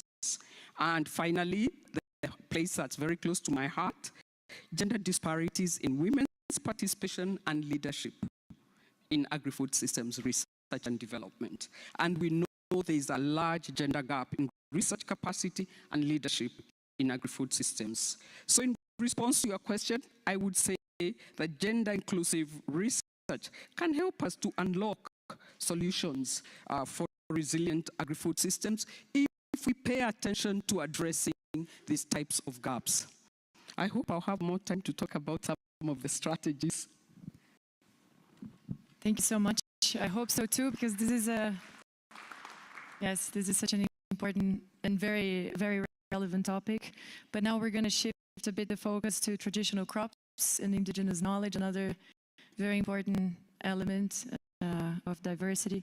So Professor Liu, how can traditional crops and indigenous knowledge contribute to climate resilient food Thank systems? you, and I would like to take this opportunity to thank the CGIAR to invite me to here. So when we talking about the traditional crops, all of in mind, the first important advantages of a traditional crops is good adaptability and very good diversity. Okay, so this is very important traits for the traditional crops to effectively adapt to the changeable climate conditions. For example, the sorghum, millet, the very, very drought-tolerant crops, okay, and buckwheat, and very good cold tolerance in some indigenous communities. Also in our Africa region, there is a very native crop. Its name should be teff, in the Ethiopia area. Very, very famous staple food, but very small grains. Okay, so this very important traditional crops to contribute a stable food supply under the extreme weather conditions. So this not only strengthens the food supply system, but also enhances the ecosystem in the production. Regarding to the indigenous knowledge or traditional practice, okay, we know very well about, for example, crop rotation and intercropping and crop agroforestry systems. Okay, for example, it's a very, very eco-friendly practice in our practice. So this system provides a very good opportunity to grow our crops, okay, in a diverse of soil fertility. So this is very important to contribute also about the food resilience, food security resilience. Okay? But on the other hand, we also know very well the traditional crops often yield lower, okay, with lower yield, okay, and cannot, okay, match the demand, the modern demand. For example, yield, okay, in 2050, we should be increased at least 70% on our green productivity, okay, by 2050, and also for quality improvement. Okay, so we need to also use the modern science, innovation, okay, solutions to adaptable climate change. So it's very important for this week's science forum. I think a very, very important event here. So now, in this regard, I would like to share information for our endeavor in the past. Okay, Chinese Academy of Agricultural Sciences, collaboratively with the CGIAR, just proposed a mega science project we call the G2P. Okay, G2P initiative. Okay, we have 24 other international partners and 10 more local institutions work together. Okay, to try to decipher the crop genetic resources, okay, in the cultivation and the utilization, especially from the genome to the phenome. You know, yeah, very well, there are about more than 600 plant species have been already sequenced, but very few data of phenotypes can be used for our breeding program. So the G2P initiative will focus on the phenotype, okay, phenotype data in diverse environment through the collaboration of the different nations and the international organizations. So we hope there are more and more nations and organizations join this G2P project to work together to contribute open access public goods in crop implement resources. Thank you. Yeah. Thank you very much. So now, Dr. Dejagan, I've been practicing how to pronounce the surname. Livestock systems is the focus now. So we know that they're vital in many parts of the world, some of the most vulnerable ones. They're extremely diverse. So with that in mind, what would you say, how can livestock systems be designed to support biodiversity and ecosystem health as well as productivity? Thank you very much. Can you hear me? No. Thank you very much. I want to really, no? Maybe thank you. I want to really thank Ismail for her warm invitation and for giving the distinguished lecture at the University of Florida last year. I'm an associate vice president there and responsible for global engagement. I want to start by saying that University of Florida is leading the world in artificial intelligence. We got gifted the fastest supercomputer in higher education in the US by NVIDIA, and the university matched that by hiring 100 new professors who are AI experts. And the Florida legislature is giving us $30 million to create the Silicon Valley of agriculture for AI. So we're leveraging AI. Some of the ways in which we're doing that is with our livestock. We have sensors that we are AI-enabled sensors for measuring methane production, for measuring heat, estrus, for measuring milk production and so on from cows, so that we can monitor their health and performance and reduce environmental impact. We have a fertilizer for life project, which is focused on more site-specific, precise fertilizer applications. So we're leveraging big data and artificial intelligence for that. And of course, much more precise pesticide applications. So that's the first one. Then of course, there are many diverse livestock systems. And some of the best for carbon sequestration are also ideal for increasing biodiversity and ecosystem ecosystem health. So for instance, agroforestry systems are particularly good for encouraging wildlife because they provide shade for the wildlife species. And in addition to that, they improve soil health. I mentioned that carbon sequestration, so we actually have net sequestration of carbon from the environment with these types of systems rather than contribution to carbon in the atmosphere. Silvopastures, combining shrubs, trees with grazing is also very good for maintaining a varied habitat and reducing soil erosion. I'll move on to talk about bioremediation, which is, in many parts of the world we have areas that have been polluted by mining and so on. One of the examples we have in Florida of remediating those types of places is that we plant Bahia grass, which is one of the main grasses consumed by our beef cattle in those areas, and the grass is consumed by the cows, and they mop up old phosphorus mining sites where there is a lot of pollution, and they make it safer for a biodiverse vegetation to thrive. Obviously, water-saving technologies, drip irrigation, and so on are critical. Another one I want to mention is also the location of the livestock farms. It's very critical that we minimize seepage of, and we monitor our fertilizer use to minimize overuse. Also silage. I'm a silage person. And silage is vital, but silage effluent must not get into the waterways because the excess nutrients from silage or from fertilizer will cause algal blooms, eutrophication, fish deaths. So the location of our farms is also vital. Another point is policies. And I'll just give one example of a policy which I think is the main reason why the US leads the world in agriculture.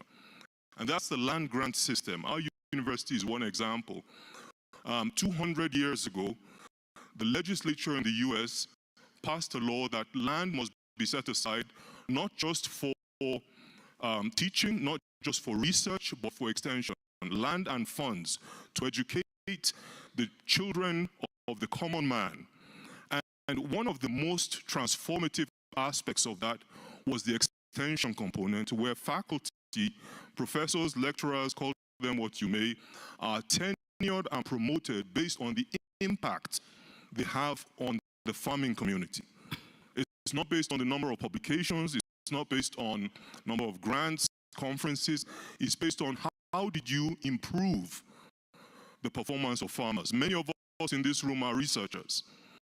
If our performance was, if our promotion, if our salaries were based on the impact we had on our farming communities, I tell you, Africa will change. Africa will change for the better. Another one I want to mention is crop residues. In the continent of Africa, in India, in many parts of the world, crop residues are the bulk of feeds that are provided to livestock. There are two problems with that. The first one is the big methane emissions that are generated. So strategies that improve the digestibility, the protein concentration, such as urea treatment, enzyme treatment, and so on, and will reduce the methane emissions would be beneficial for the environment. But in some countries, there's a lot of burning of the straw, for instance in India, causing high levels of pollution. And we can make strawage, we can make silage from the straw, and this will reduce the environmental pollution and improve ecosystem health for everyone. Perfect. Are you going to wrap up your thoughts? Thank you. I think I'll stop there. Sorry for interrupting. I just wanted to give a second chance to, because I stole one of the minutes at the beginning, just very quickly in 1 to 2 minutes, what would you say are the most effective strategies for embedding gender diversity? Thank you, Juliana, for honoring your promise. So I only want to propose 3 areas of where urgent action is needed. The first one, we need to make sure when we are developing strategies for increasing women's access to opportunities, to assets, to resources, that we are responsive to their needs, their priorities, and the realities that they face. We need to make sure that when we work with women, we use multi-dimensional approaches because they face multiple constraints at the same time. So we can't say, once I give them land, you've solved the problem. You really must bundle up the innovations. So there is no magic bullet. The second area is around addressing the negative sociocultural norms. And now here we are really proposing the use of gender transformative approaches, where you're engaging with men and boys and other norm holders, and you're really having a critical reflection on what's working, you're having dialogues, and you're creating a space where you're negotiating spaces between men and women so that both of them are winning. And the good news is there is lots of those approaches in play right now. So we don't need to recreate. And finally, I want to talk about enhancing women's participation and leadership at all levels. At community level, we need to make sure that they are at the heart as we design innovations and programs, because that way we know that their perspectives will be paid attention to and they can be used to shape what's going on. At the scientist space, I think it's really important that we continue to build the leadership capacity of women researchers so that we are not missing out on the kinds of decisions and the knowledge that they bring. Thank you so much. Thank you very much. It's a shame that we don't have more time. I really apologize for that. When we talk to people with so much experience, so much to say, and talking about complex themes like this, it's always a challenge, but thank you very much.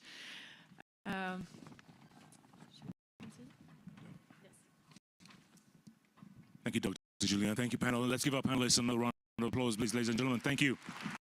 Thank you. Thank you very much. Thank you. Our next session is about water-resilient food systems. And Dr. Juliana will remain as the moderator as I call upon Dr. Mark Smith, Director General, International Water Management Institute, IMRI, Dr. Himanshu Pathak, Director General, International Crops Research Institute for Semi-Arid and Tropics, AGRA-CGIAR, and Dr. Martin Kovac, founder and leader and of the expert platform Climate Club. Dr. Juliana. Thank you again. So, welcome everyone. Thanks for being here. The second discussion panel is now focusing on resilience with a particular focus on water. So it's focused on water. Everybody knows that water security plays a vital role in sustaining agricultural productivity and food security. Of course, we could say this about many different resources, but I just want to remind you that agriculture is by far the main user of freshwater resources we have on the planet. And yeah, so this gives a very clear idea of how important agriculture is in terms of how it impacts water resources, but also how much it depends on water resources. And the challenge ahead is really under climate change and other issues, how we're going to make sure that our food system is water resilient. So with that in mind, I'll start with Mark Smith. I would like to ask, what are the most urgent actions or research priorities for building this water resilient food systems? Thank you. Sure, thank you so much. And really pleased to be here on the panel also with my fellow panelists. I want to kick off just by asking the question, well, why are we talking about water resilience? And you've pointed towards this, but I want to raise another issue, another reason why water-oriented resilience is so important. So at the end of 2024, the Global Commission on the Economics of Water published a landmark report, and it made the case that the water cycle, locally very often and globally, is dangerously out of balance. And that's what drives the phenomenon that we see today of droughts, floods, extreme events, climate extremes, ecosystem and land degradation, soil degradation is intimately entwined in that problem of the breakdown of the global water cycle.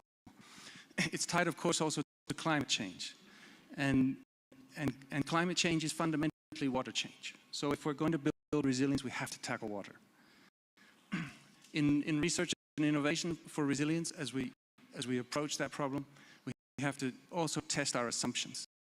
What are our assumptions about how you change resilience? Resilience is a systemic quality.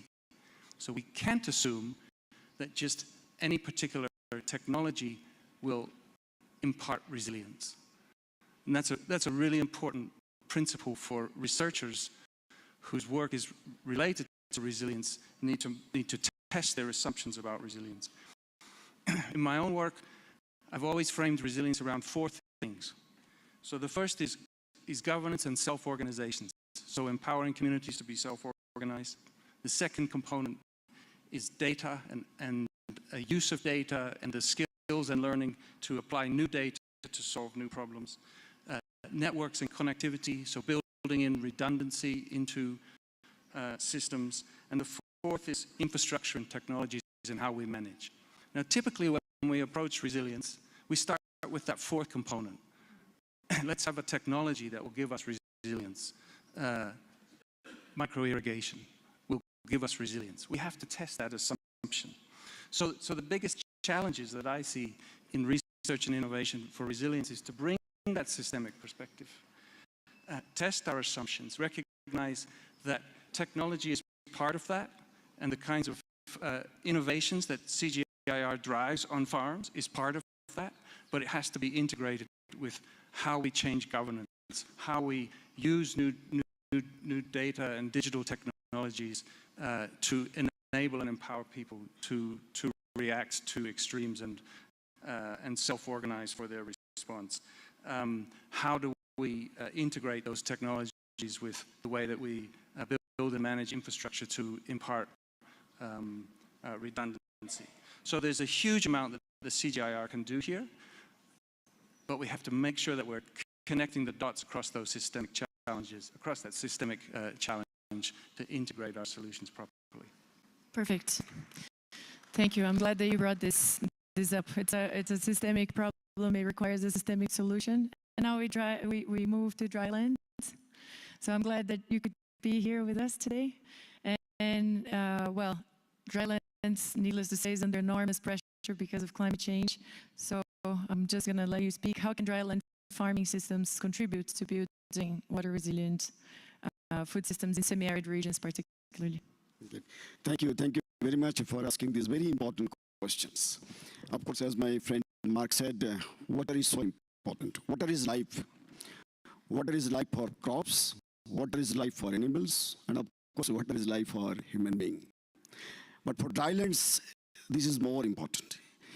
And drylands are so important for global food security, global nutrition security, global environmental security, and also for climate resilience. As we all know, around 47% of total cultivated land in this world are drylands. We know drylands are needing water. We know drylands are thirsty. But drylands are also hungry. They also need nutrients. They also need organic carbon. They also need all other management practices. And when you talk of water resilience in semi-arid tropics or drylands, we talk of 3 or 4 things. Number one, we talk of a system, cropping system or farming system, which will give very good yield with less amount of water. This is number one. Number two, whatever water will be available in those areas, that will be used with very high efficiency. In general, water use efficiency in crop is only around 35 to 40%. But in dryland crops, this is much higher, around 65 to 70%. So we are talking of that water resilience. And third very important aspect is because of climate change, it is not only we are getting very aberrative kind of rainfall. We are not only getting rainfall which is highly disturbed, but we are also getting rainfall in certain areas, very huge amount of rainfall in a very small amount of time. Rainfall is important, water is important, but more important is the distribution of rainfall. If any particular land receives say, more than 100 millimeter or 150 millimeter of rain in half an hour, in 1 hour, then that rain, instead of helping crop, it is going to create more problems for crop. Now, when you talk of water resilience, we also talk of cropping system or farming system, which will be able to resist this kind of very heavy rainfall, which is going to cause submergence or flooding, those kinds of things. Now, in dryland cropping systems, fortunately, there are many innovations, many emerging technologies which are available to give resilience. Number one is, of course, varieties. Varieties which are water resilient, which are drought resilient, which can grow under higher temperature. And fortunately, in all crops, particularly in dryland crops, we could develop, CGIAR and of course NAS partner could develop a good number of climate resilient varieties. Second one is selection of crops. For example, millets are water resilient. They need less water and they can grow or give good yield even with less amount of water. So varietal aspect is one. Second aspect is to provide nutrition security in drylands.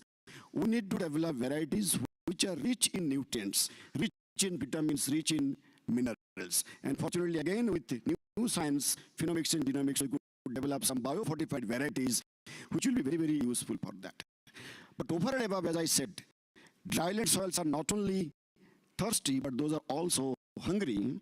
So we need to manage drylands from its landscape ecosystem point of view.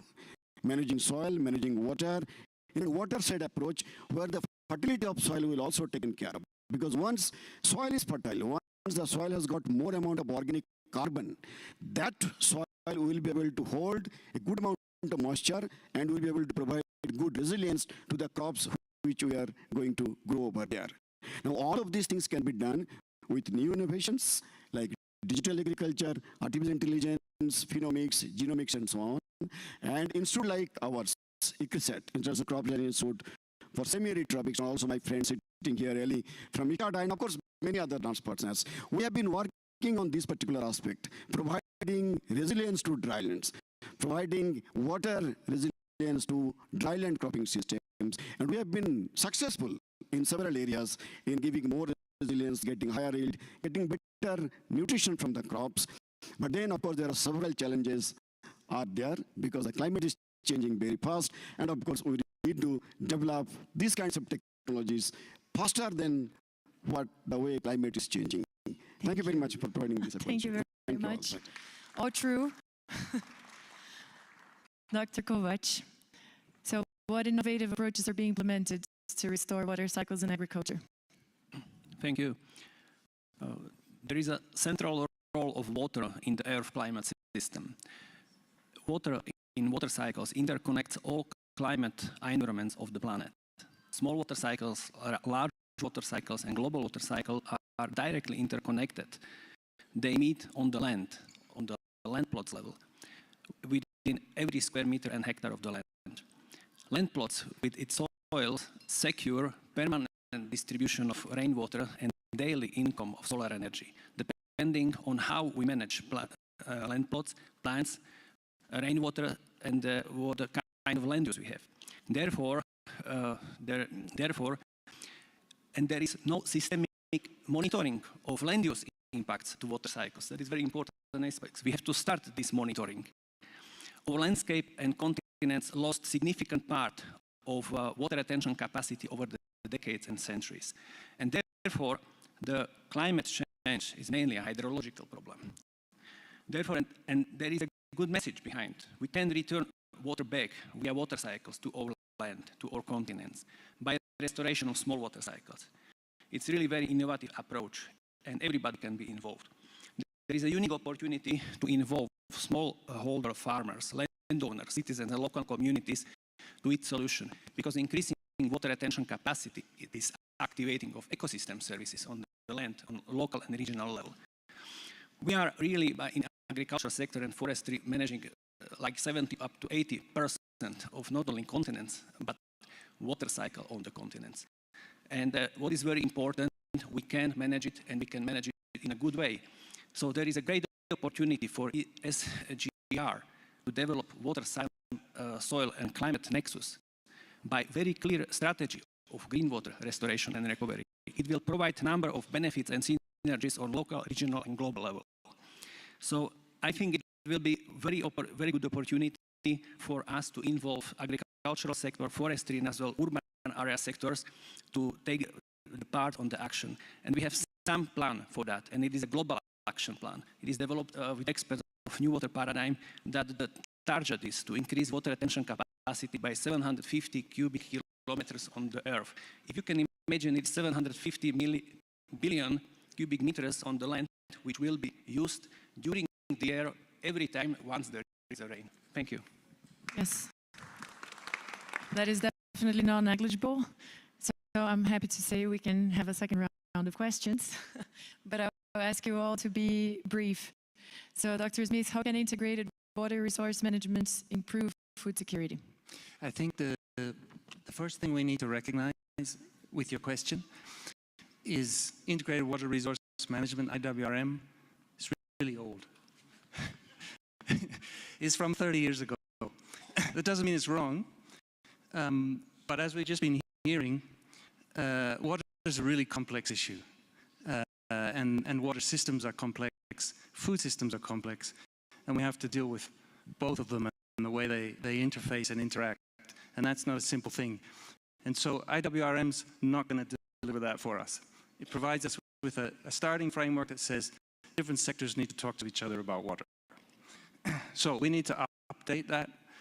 We can keep that framework. Lots of governments have it as a policy, but then we need to update and say, right, in this complex challenges that are in front of us with water systems, food systems, energy systems, etc., how do we manage that? How do we incorporate into that challenge the fact that water risks are changing in ways that are unknown and in many respects unpredictable, and that when IWRM was first talked about in the mid-90s, or was first formalized in the mid-90s, that wasn't the case. So we have to incorporate instability in the water cycle, unknowns in relation to water risks. We need to be able to deliver multi-sector solutions across the nexus. We talk about the nexus, water, energy, and food. So it's a complex undertaking. It requires lots of different actors to come together. And one of those, part of that is research and knowledge and scientists and organizations like CGIAR, organizations like my institute, IMI.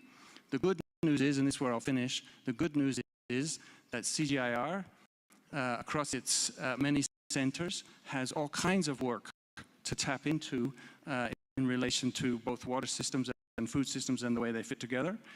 That builds on what we like to say. We can work on water systems and food systems in an integrated way, all the way from genes and genetic innovation, all the way through to basin management and the way we restore and redesign river basins. So a genes to basin approach to help us tackle this challenge of the complexity of water systems and food systems while respecting integrated water resource management, but orienting ourselves to the future and really what needs doing. Thanks. Noted concerning the question. That's great. This is why we're here, to learn from each other, and science is about criticizing ourselves, and so I'm glad for this comment. Dr. Patak, again, what role does innovation in crop management and soil health play in improving water use efficiency in agriculture? Please, 2 minutes max. Sure. Thank you very much. As I said, soil health is very crucial for better water management. As Mark talked about the nexus, so there is also a nexus of water, carbon, food, energy, and environment. A soil which has got very good amount of organic carbon, that soil will be able to hold good amount of water and will be able to provide good amount of water to the crops. So soil health is going to be the central for managing water and also enhancing water use efficiency. And that's why you talk of not only managing soil in one small field, but also in the whole landscape in watershed approach, so that all these components can be taken care of. Now, fortunately, there are some good technologies available now. I talked about water efficient varieties. I talked about drought tolerant or Project All and varieties. But at the same time, there are also various tools which we call as precision water management, where small amount of water can be used to produce good amount of yield, and there the efficiency of water is quite high.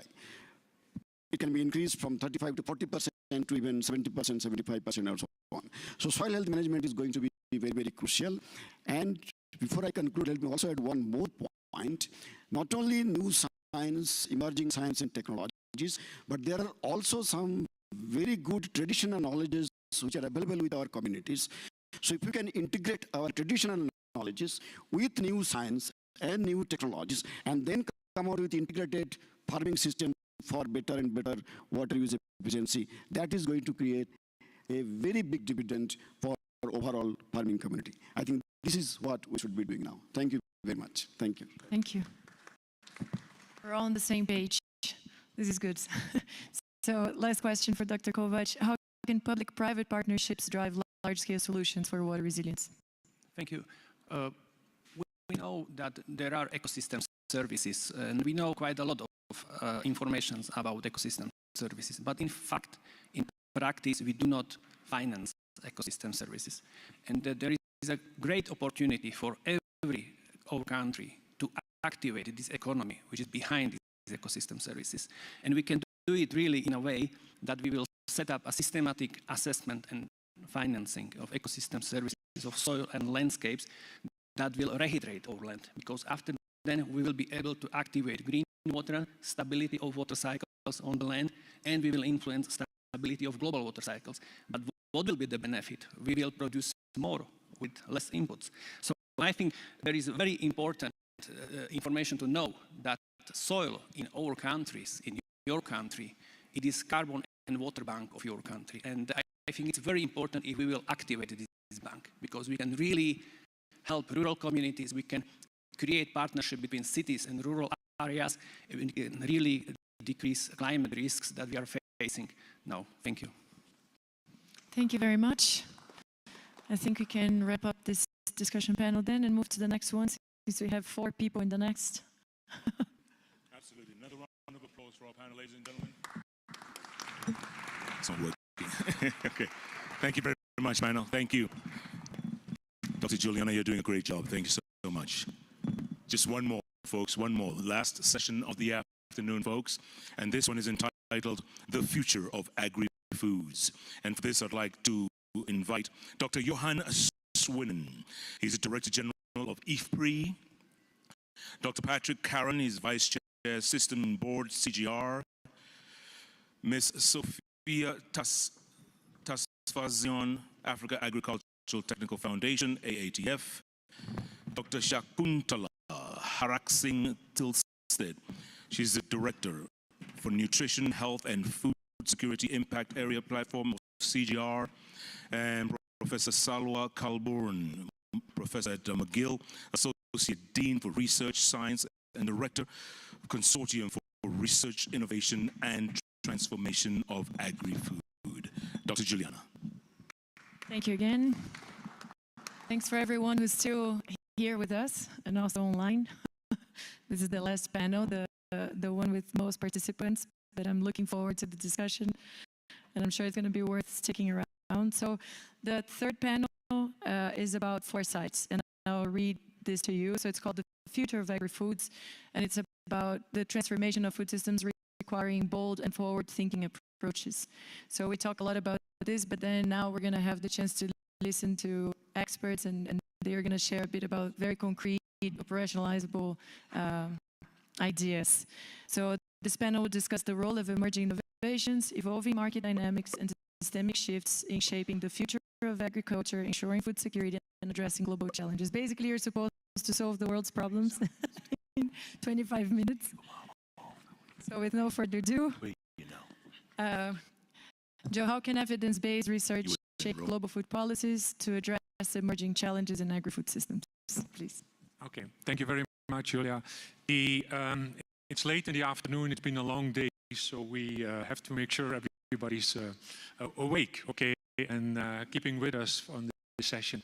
So I think the question really has 2 components, okay? One is in terms of how can we get the information there and basically provide the policy advice that it's useful for policymakers. And the second component is how do we make sure they're actually using it in the right way, okay? IFPRI exists 50 years, and so we just did a big review on this, okay? And so we basically have organized, and particularly will organize going forward, our work on the first component is really bringing information together in 3 buckets, if you want. I know buckets is not a word which is allowed to be used anymore, but I mean 3 groups, 3 parts. One is actually collecting information, clarifying what is going on, and in some cases forecasting and predicting impacts, okay? Second one is that if the problems are identified, what's the potential policies that one can use? And then the issue is, let's test them. Either you can do that through model runs, okay, conceptually, or you could do it through in the field through RCT programs with behavioral experiments, etc. And then the third one is, once you know this, okay, how can we have, and this particularly for technology adoption, but also for policy adoption, etc. How can you shape the environments where these decisions are made by the consumers, by the producers, by agribusiness going forward? So that's the 3 components, I think. Now, the question whether if you come up with good advice, good information, will it actually be used for the right decision? It's quite a different question. Okay, that brings the politics in, that brings also the issues related to polarization on issues in the world, things how information is actually used or not used, bundling of policies, and also things like using the right framework, being there on time at the right time for the decisions, and answering the key questions, okay? We just published a book last year which is called The Political Economy of the Food System Transformation, which really deals with these things. Now, let me give you 3 quick examples on how it is. One is on answering the right questions. Policymakers who really want to do the right thing, let's say for the global welfare and things or local welfare, etc., are also concerned about how it's affecting different groups in their society, because that affects whether they will stay in power actually to make the decisions. So therefore, when you look at technological innovation, social innovation, so you should not only look at the overall effect, but also how it affects different groups, so that policymakers can take that into account, can, for example, complement one policy reform with another one which makes compensation systems. The second one is on the right time. Often policy processes go fast and slow depending on where you are in the cycle. Okay, often we complain they're going way too slow. We have the answers. Why the hell? Sorry, I'm not allowed to say that. Why are they not implementing these things? Because we're telling them what to do. It may be the constraints are there, it's not the right setup, etc. But the key point is you have to have the policy advice right, or the information there, so when the political opening comes, they can use it. Sometimes it goes fast.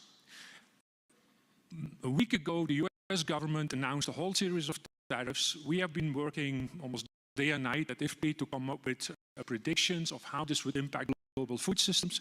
We basically published the results, or early results, yesterday morning, and yesterday afternoon the US government changed the tariffs. Okay, so I'm not sure about causality and correlation there, but in any case, so we are rerunning the models again to come up with the new estimates there. So there it goes fast, but if you have the infrastructure there, you can address it. In terms of the right framework of analysis, the issue was raised several times actually in the preceding panels about how little of climate finance goes to agriculture. I think agriculture as a whole is about 4%, to smallholder farmers 0.8% was the number mentioned, right? The point is, okay, there's a huge gap, institutional gap, structural gap between the supply side of the finance in the world and the demand side. Smallholder farmers are asking for what, like $100, $1,000, maybe $10,000 investment, and that's the order of magnitude. The big supply, I mean, that's Wall Street, I mean, the pension funds, they have like $billion offers they have. So there's a huge gap, and how institutional gap between these two, and that's a major constraint. So how can we do this? We just published a paper in Science where we argue that you have to use the value chains for making this happen, because they link small and large already in a number of ways, and they can also do on the climate finance. So and my last point has to do with the information. I mean, we've never had so much information in our life. It's as cheap as we can ever get it. And the point is, but how is it coming to us? 90% of the information that people use comes through social media now. And that means that's, of course, biased by the whole structure of the media industry behind it, okay? And so we have to take that into account when we give advice, because most of the decision makers are not getting it directly from the researcher, they're getting it through these channels. And it's crucial that we play into this game and realize that and are ready to use that. Thank you very much. So, Patrick, the next question for you. How can the CGIAR better integrate diverse knowledge systems, including digital tools and AI, to shape future food policies? Another simple question. 2 hours. Thank you, Juliana. Well, good afternoon to all. I think we begin the week with a fantastic and very inspiring panel of the wise. That was absolutely an incredible moment, and I don't think I have to convince you that there are different forms of knowledge and that decision makers and policy makers are using scientific knowledge, but not just scientific knowledge. It's just part of what they are using. If I have only 30 seconds at this time of the day to speak to you, I would say that science is expected to make action knowledgeable through the delivery of evidence, but science should do much more than that, not just delivering information and evidence. Waiting quietly for decision makers to pick it up and to blame them for being stupid if they don't do so. We have to do much more as scientists than doing that. And what we have to do is not only to make action knowledgeable, but to make knowledge actionable. And to help decision makers to navigate the doubts, to navigate the uncertainties, to organize their doubts. Okay, I took 30 seconds and let me stop here. No, I will continue if you, if you do agree.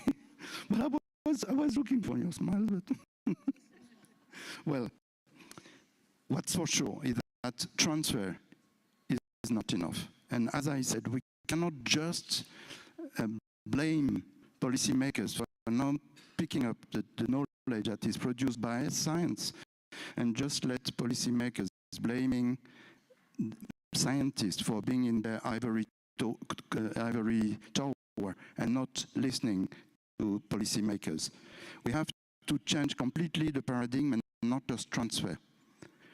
We have to take into account the fact that there are many values and interests in decision making. We have to take into account the fact that there are many disagreements, and one of the roles of science, as was said by Swaminathan when launching the first high-level panel of experts, is to understand the disagreement and to turn the disagreement a constructive input for decision making. It's also to identify obstacles. It's also to highlight trade-offs to make decisions.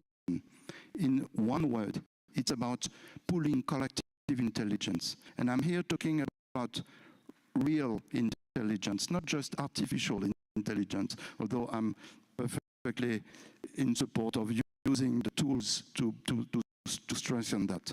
But this does not happen by chance.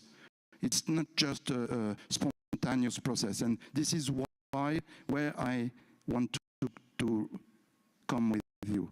In my back, it's written, "With science we can." And this is exactly what I'm talking about. With science, we can also make knowledge actionable. And let me just identify four, there might be other, but 4 avenues to navigate the unknown, to organize the doubts, and to unlock obstacles. The first one is to design, test, and assess solutions. So many examples during the week, I will not repeat. We mainly talked about that. The second one is making the invisible visible. Joe talked about trade, and there is a fantastic example, which is a recent one, between the gap between price and cost of food, which has been a huge way forward. But there are many other invisibility that we have to address. Like, for example, what is the footprint of technological change if we consider all 17 SDGs. The third one is engaging in dialogues, and science can help, not just being part of the dialogues and the discussion, but also providing frameworks, methods, and designing risky safe space where stakeholders can engage together. And the fourth one is helping thinking the unthinkable. Exactly the example that, well, it changed from one week to another week. Science can be part of that, and science can engage in foresight to do that. So in one way, in one word, science is about producing technology, of course, we know. But it's also, like Holger Meinker said at the beginning, it's about also producing knowledge, and I would say even more. It's about producing intelligence, and for that, to design frameworks and to deliver methods. So my call is, as we are in a science week this week, is to be reflexive as scientists about what we are doing and what are the challenges forwards. And I will finish, if I have one more minute. Very quickly. Very quickly. With two main barriers that we have to overcome. There are many, many more. And this is why CGIAR has embarked in a fantastic accelerator about scaling and as an initiative about the Montpellier process. The first one is to bridge the gap between global blah, blah, blah and local activism. And it's not just scaling up. Sorry, I'm being a bit provocative here. It's not scaling up. It's to help articulating action at the local level, at the national level, and at the global level, where innovation can take place at all levels, and not just from local to global. And the second one is the second obstacles that we have to face as scientists is to help moving beyond polarization. Polarization means procrastination and does not allow us to move forward. So we have to work about controversies and to understand how we can identify controversies. Like, for example, about livestock, there are many controversies that we have to think about and bridge forward. Thank you. Sorry for more than 30 seconds. Yes. So I'll continue just following the script here. I'm going to ask now Ms. Sophia Tesfazion, what is needed to accelerate agricultural technology adoption in Africa? And how can AI-driven innovation support this transformation?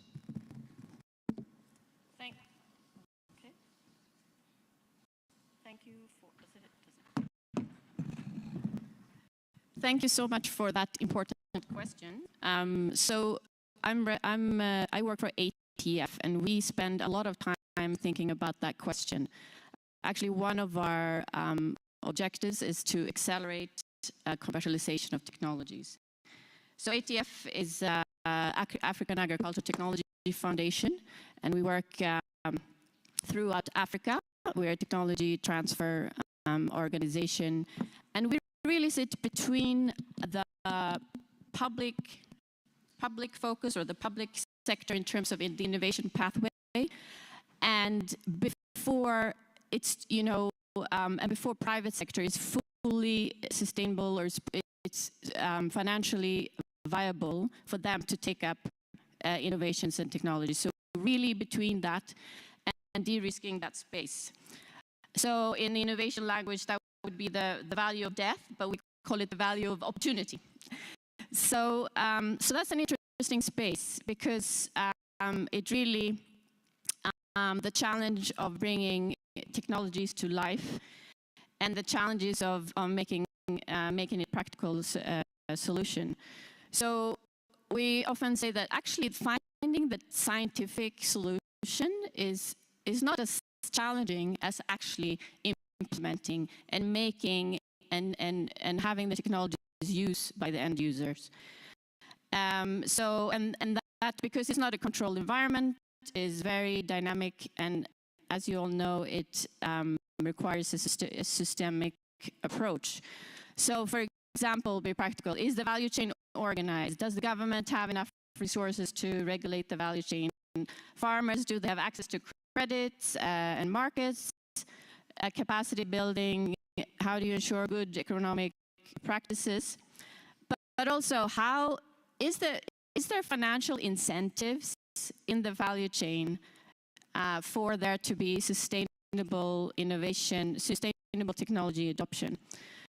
And a lot of these, in order for adoption to take place, a lot of it dependent on small, especially in Africa, for example, small and medium-sized enterprises that have other challenges and are small and need a lot of support. So there needs to be private sector development aspect as well, and making sure that the policy environment is conducive and supportive.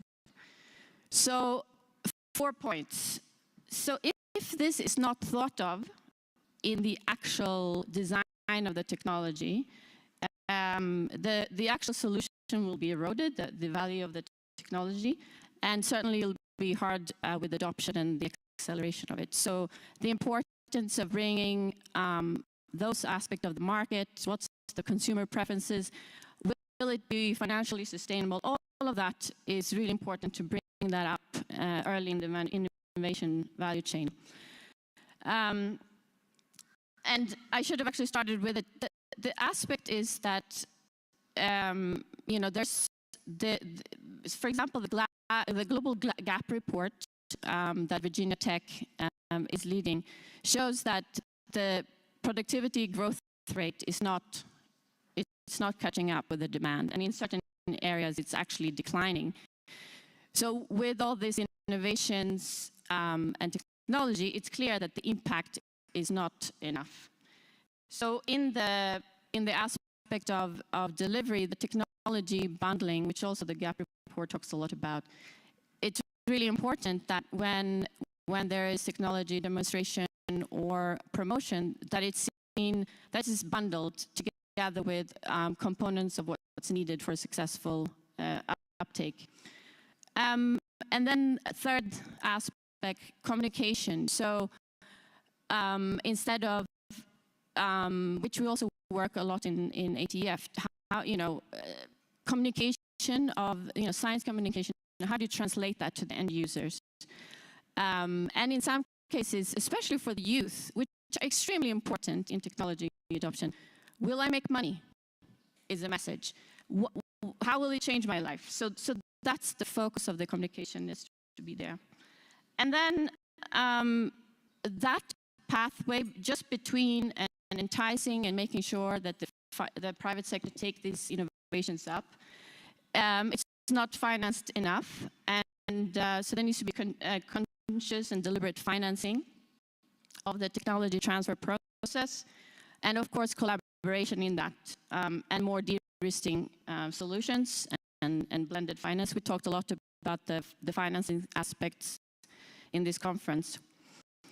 So then there was a component of AI in the question. And so when we do, when we ask farmers in terms of there's plenty of solutions out there, and apps and pilots, but what they say is that there's no single place to go to actually get solutions to my everyday needs. So the hope is that AI can be like the super app and provide that. But in the more system side, in order to increase investment, increase investment in this area, aggregation becomes really, really important. I think the previous speaker talked about the fact that there's such a big gap between what's needed of the smallholder farmer and the financial markets. So how do you create that, the investment in the smallholder farmers, you know, big enough for return on investment in the larger scale? And of course, the reliable and real-time data. So that's key for de-risking. And AI can certainly help with that. But also in terms of the financing aspect, so to crowd in non-traditional ag donors or funders, for example, in the more development space, and previous speakers also talked about that, for example, climate but also focusing on the importance of investment in agriculture to actually meet the SDGs. It's a good return on investment. So I think the main message is that the more we involve these stakeholders relevant for the adoption pathway as early as possible in the innovation pathway, the larger degree of success in adoption. So it should be impact through science and not science for impact. Thank you very much. Now we're going to pass to Dr. Tilstead, our specialist in nutrition-sensitive approaches. So the question couldn't be different. How can food systems research better integrate nutrition and public health? Thank you so much, Julianne. As you can see, this year is an important year. We're holding the first CGIAR Science Week focusing on nutrition and health. Can you talk a bit closer to the mic? Okay. And as we do so, we are all working towards improving nutrition, health, and food security globally, nationally, and locally. We are nearing the finishing line to Agenda 2030. And there are, just as we know, just 5 harvest seasons left, and there's so much we have to do. Also, with the recent disruptions we have had, we have moved very further away from achieving the SDG 2, zero hunger and malnutrition for all, leaving no one behind. This year, we have a series of important events on nutrition. We've just had the Nutrition for Growth Summit in Paris, with nations and multilateral organizations coming together and reaffirming their commitments to addressing global nutrition. We haven't yet seen movements in the funding or in actions, but we have had commitments. The UN Ocean Conference will be held in June in Nice, and again there we will be looking at effects of the ocean on food security and nutrition. Very importantly, we had the UN Food Systems Summit in 2021 and the +2 stock take 2 years after in 23, and now +4 in 2025, which will be held in Addis in July. And it is really important that as we move forward to this event, that the CGIAR, as a leader in global agri-food systems research, plays an important part to ensure that we deliver on nutrition and health outcomes. I must re-emphasize that in the CGIAR, we must continue to transform the CGIAR's work to be more people-centric and nutrition-sensitive. With the 13 centers that we have, engaging in different geographies, with diverse communities, we have the power to make impactful, sustainable actions now and in the future. These actions must be undertaken with our partners. For example, as you have seen here in Science Week, we are holding Science Week, co-hosting it together with CALRO, with whom we work in Africa. And we must ensure that the nutrition-sensitive food systems approaches that we have are integrated throughout the whole of food systems, with all who are engaged. Policy makers, supply chain workers, as well as the woman who is preparing the next meal for her family. When I talk many times of nutrition-sensitive approaches, many who listen to me think that I'm only talking about systems and approaches that are applicable at the point of consumption. But we do know that. We do know that we must have a food systems approach, and we must look at the entire food system and also look at the different ways of which we can have nutrition sensitivity through the entire food systems approach. For example, selecting getting the next breeding line of a crop.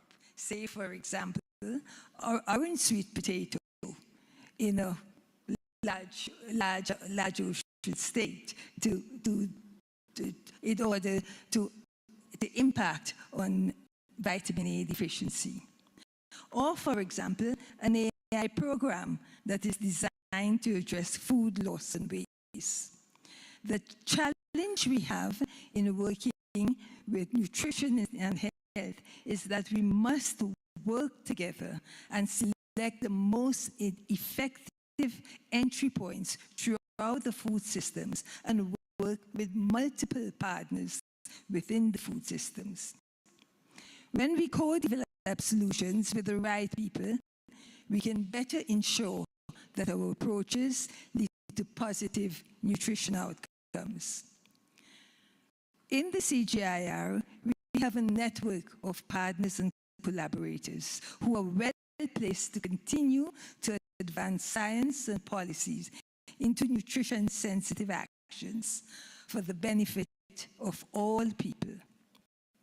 We are now embarking on the new CGIAR research portfolio, and with that, we will continue to develop and scale transformative approaches to nourish all people, leaving no one behind, and also to nourish our planet. Thank you. Thank you so much, Professor Carboon. Last but not least, your work is a lot about circularity, about integrated solutions. So the question for you is, what role does interdisciplinary research play in shaping the future of food systems? Okay, so good afternoon, everyone. I would like first to thank CGIAR for organizing this wonderful week. Thank you, Ismahan, for the invitation. It has been very inspiring for me. I'm sure it has been the case for many. And there was a call for care, there was a call for love. I felt it. Now we need to expand it, to put actions. So the next time, it's going to have an impact. And hopefully, the next one is not going to be about science can make it. Science we can, made by science. That will be my call. So coming back to the question, I mean, one thing we know about the agri-food systems is that they're very complex, and there is nothing I mean, you know that. And the fact that they're complex, there is not only one single discipline that can really help us to address those challenges. So why? Because that's how it is. We are in this field. We know food systems is about many aspects of agriculture, transformation, processing, technology. It's about policy, and among others. And this is one of the reasons why the interdisciplinary research is the way forward. So it's the way that can help us to be more impactful. Now, we know that many of the agri-food systems are fragmented into parts, and one of the challenges is how to build this continuum and build it in a strong way.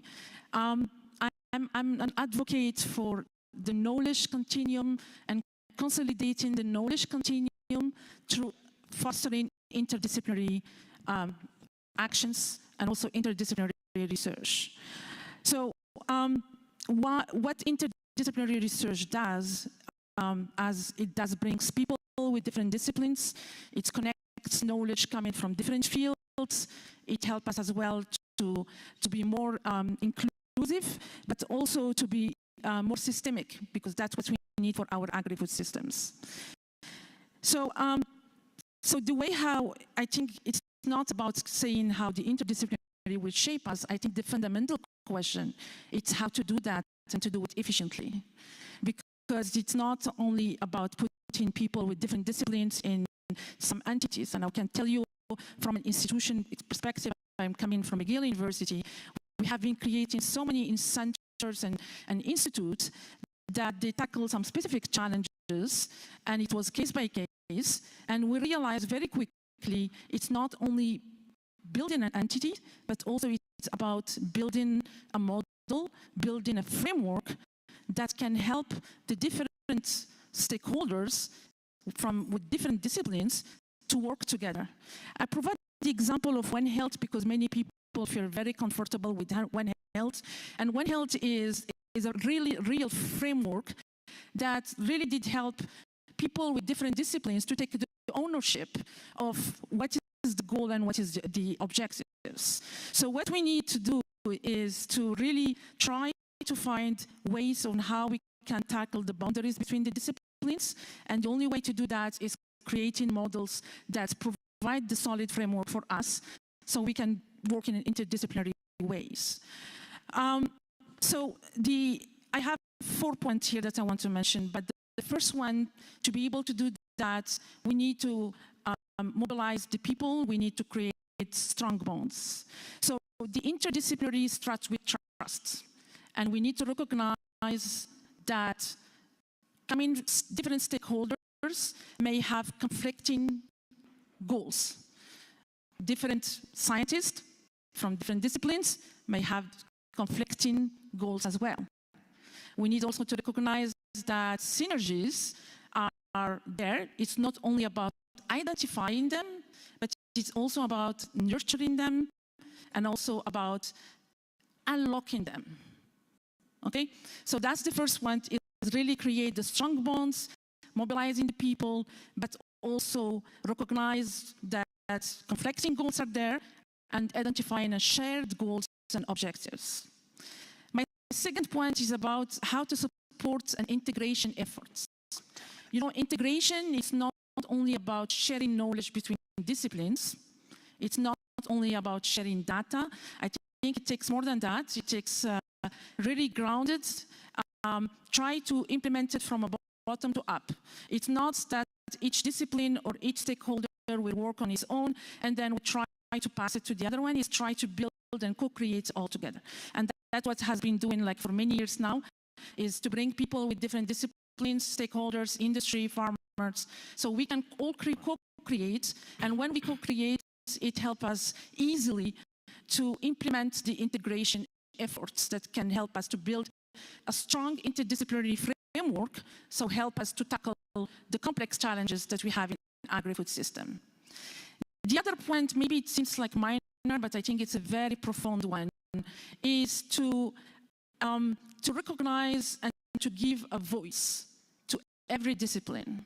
I haven't heard many social scientists. I had a discussion with my colleague here, and I think giving a voice to each discipline will help to build a very solid frameworks. So it's about visibility, about recognizing that the social scientists, as the technology, as the data scientists, are all important and they play an important role in helping us to build this framework. Thank you so much. So I'm already being told by the organizers that we need to start coming to an end, unfortunately, and this is very genuine, this is very honest. So we have a few more minutes. I would like to give you each 1 minute. So that's the challenge. No questions, specific questions. If you want to stick to this, you can, but you can also just freely share a thought that you have building on what we've discussed so far.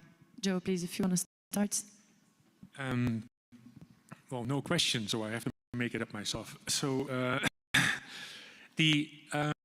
yes, we are in right now a very difficult financial framework. I mean, we talked about the smallholder farmers, but also the research community is where the CGIAR is operating is difficult. So we had to set clear priorities. And if I look back at what we do then specifically, that means we have to target where we can make the biggest contribution relative to doing, and that differs from country to country. We are, for example, very concretely now under pressure in places like Sudan and Myanmar, in conflict settings where our funding is actually going down with what's going on in the world. But in those places, we're the only ones who are providing representative data, what's actually going on in the rural areas and the farmers. So this is really important, okay? So we have to make choices there. I think in other environments, what you see, we are now in a very different world than we were 25 years ago. 25 years, basically, it was most of the model runs were done in Washington. People would travel to the countries, discuss with local stakeholders. Now we do that in the countries with local people. And so the capacity has tremendously increased. And I think that's a major contribution. And we have to rethink ourselves as an organization in this new world. Thank you. Thank you, Juliana. In my previous speech, I mentioned I identify obstacles to move forward and how science can improve that. And I, in particular, identify the issue that was highlighted by Santiago before, which is how to bridge local and global. And we have to move away from the fact or the belief that innovation will always begin at the local level to be scaled up. We have, on the contrary, to recognize the different forms of innovation and to look at how to bridge them. And science can help with doing that, number one. Number two, about the disagreement. We have to move the disagreement that means polarization into agreement on disagreement, we acknowledge, and then disagreement on agreement, we begin to design, and then agreement in agreement. And on these pathways, science can help. Third, it's not just the role of policy makers, of decision makers. We have to engage science and new ways to interface between science and policy. And I'll be brief, but there is a very nice FAO guideline about science policy interface that I encourage you to look at. And my last wish is that we are on a science week. Science is not just to demonstrate what we already know. Science is to challenge what we don't know. And my dream and my wish is that on the second weeks of CGIAR Science Week, I don't know when, in 1 year, on behalf of my board member, I wish that we can answer all those questions. Thank you. Now, I just wanted to take the opportunity also to say how exciting the week is, and thanks to CGIAR, One CGIAR, and all the centers for making this happen. There's a lot of energy, and it's the great basis for new partnerships and new innovations. I talked a little bit about how important aggregation is at the farmer level, but the same thing at the partner level or the organization. It's so important to partner, to make sure that we're focused, we focus on impact, and that we bring investment in for larger impact and de-risking the sector. So thanks again for the organizers. Thank you.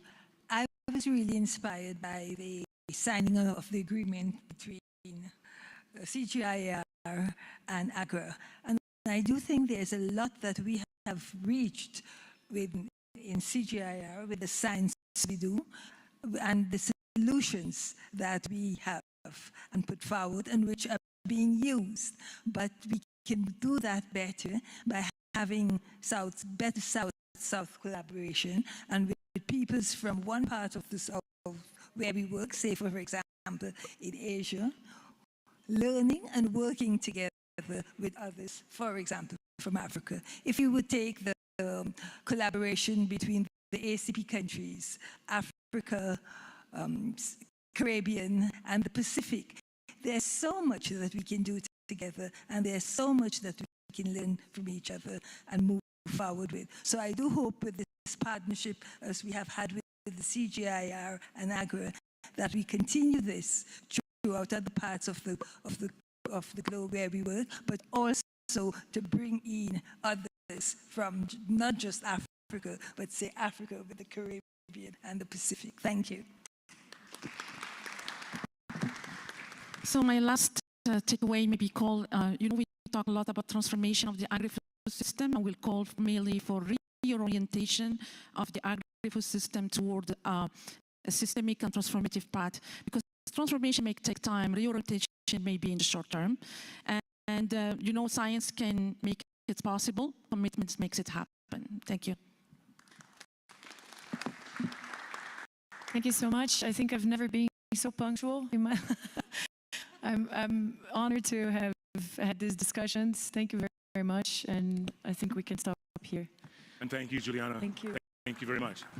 Thank you to the panel. Appreciate it. Thank you. Don't go away. Don't go away. Don't be surprised. We're going to have a family photo very shortly. Thank you very much. Juliana, good job. Well done. I got a couple of takeaways from this. Science making an impact and not an impact-making science, right? And also leave no one behind. It's the most important thing, leave no one behind. And I was going to say this for tomorrow, but I might as well say it today because everyone in this room, all you scientists, are the ones who are going to save the world. You're the ones who are going to feed this planet. So it's up to you in your own little way, by livestock, by food, by water, by soils, whatever it is that you do, it's up to you. And give yourselves a round of applause for being here all this time, folks. You've been a great audience. Great audience. We have one more plenary tomorrow. It begins at 3 p.m., so be there. We're not going to keep you too long, but about 90 minutes or so.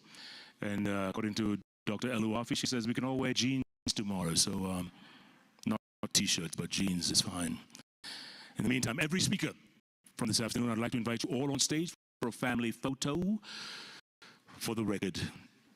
Every speaker from this afternoon, please come on stage for a family photo. And thanks so much again, everybody. You guys have been fantastic. Thank you so much. Thanks, Dr. Juliana. Good job.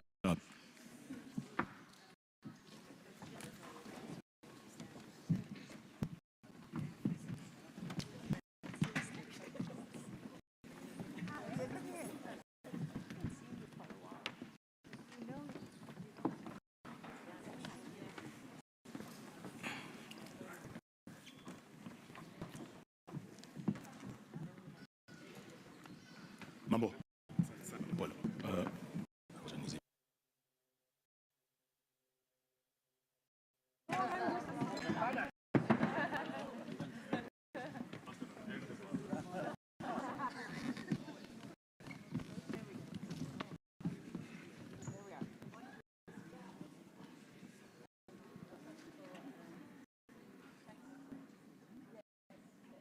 Sir. I want to have a photo with you. Simply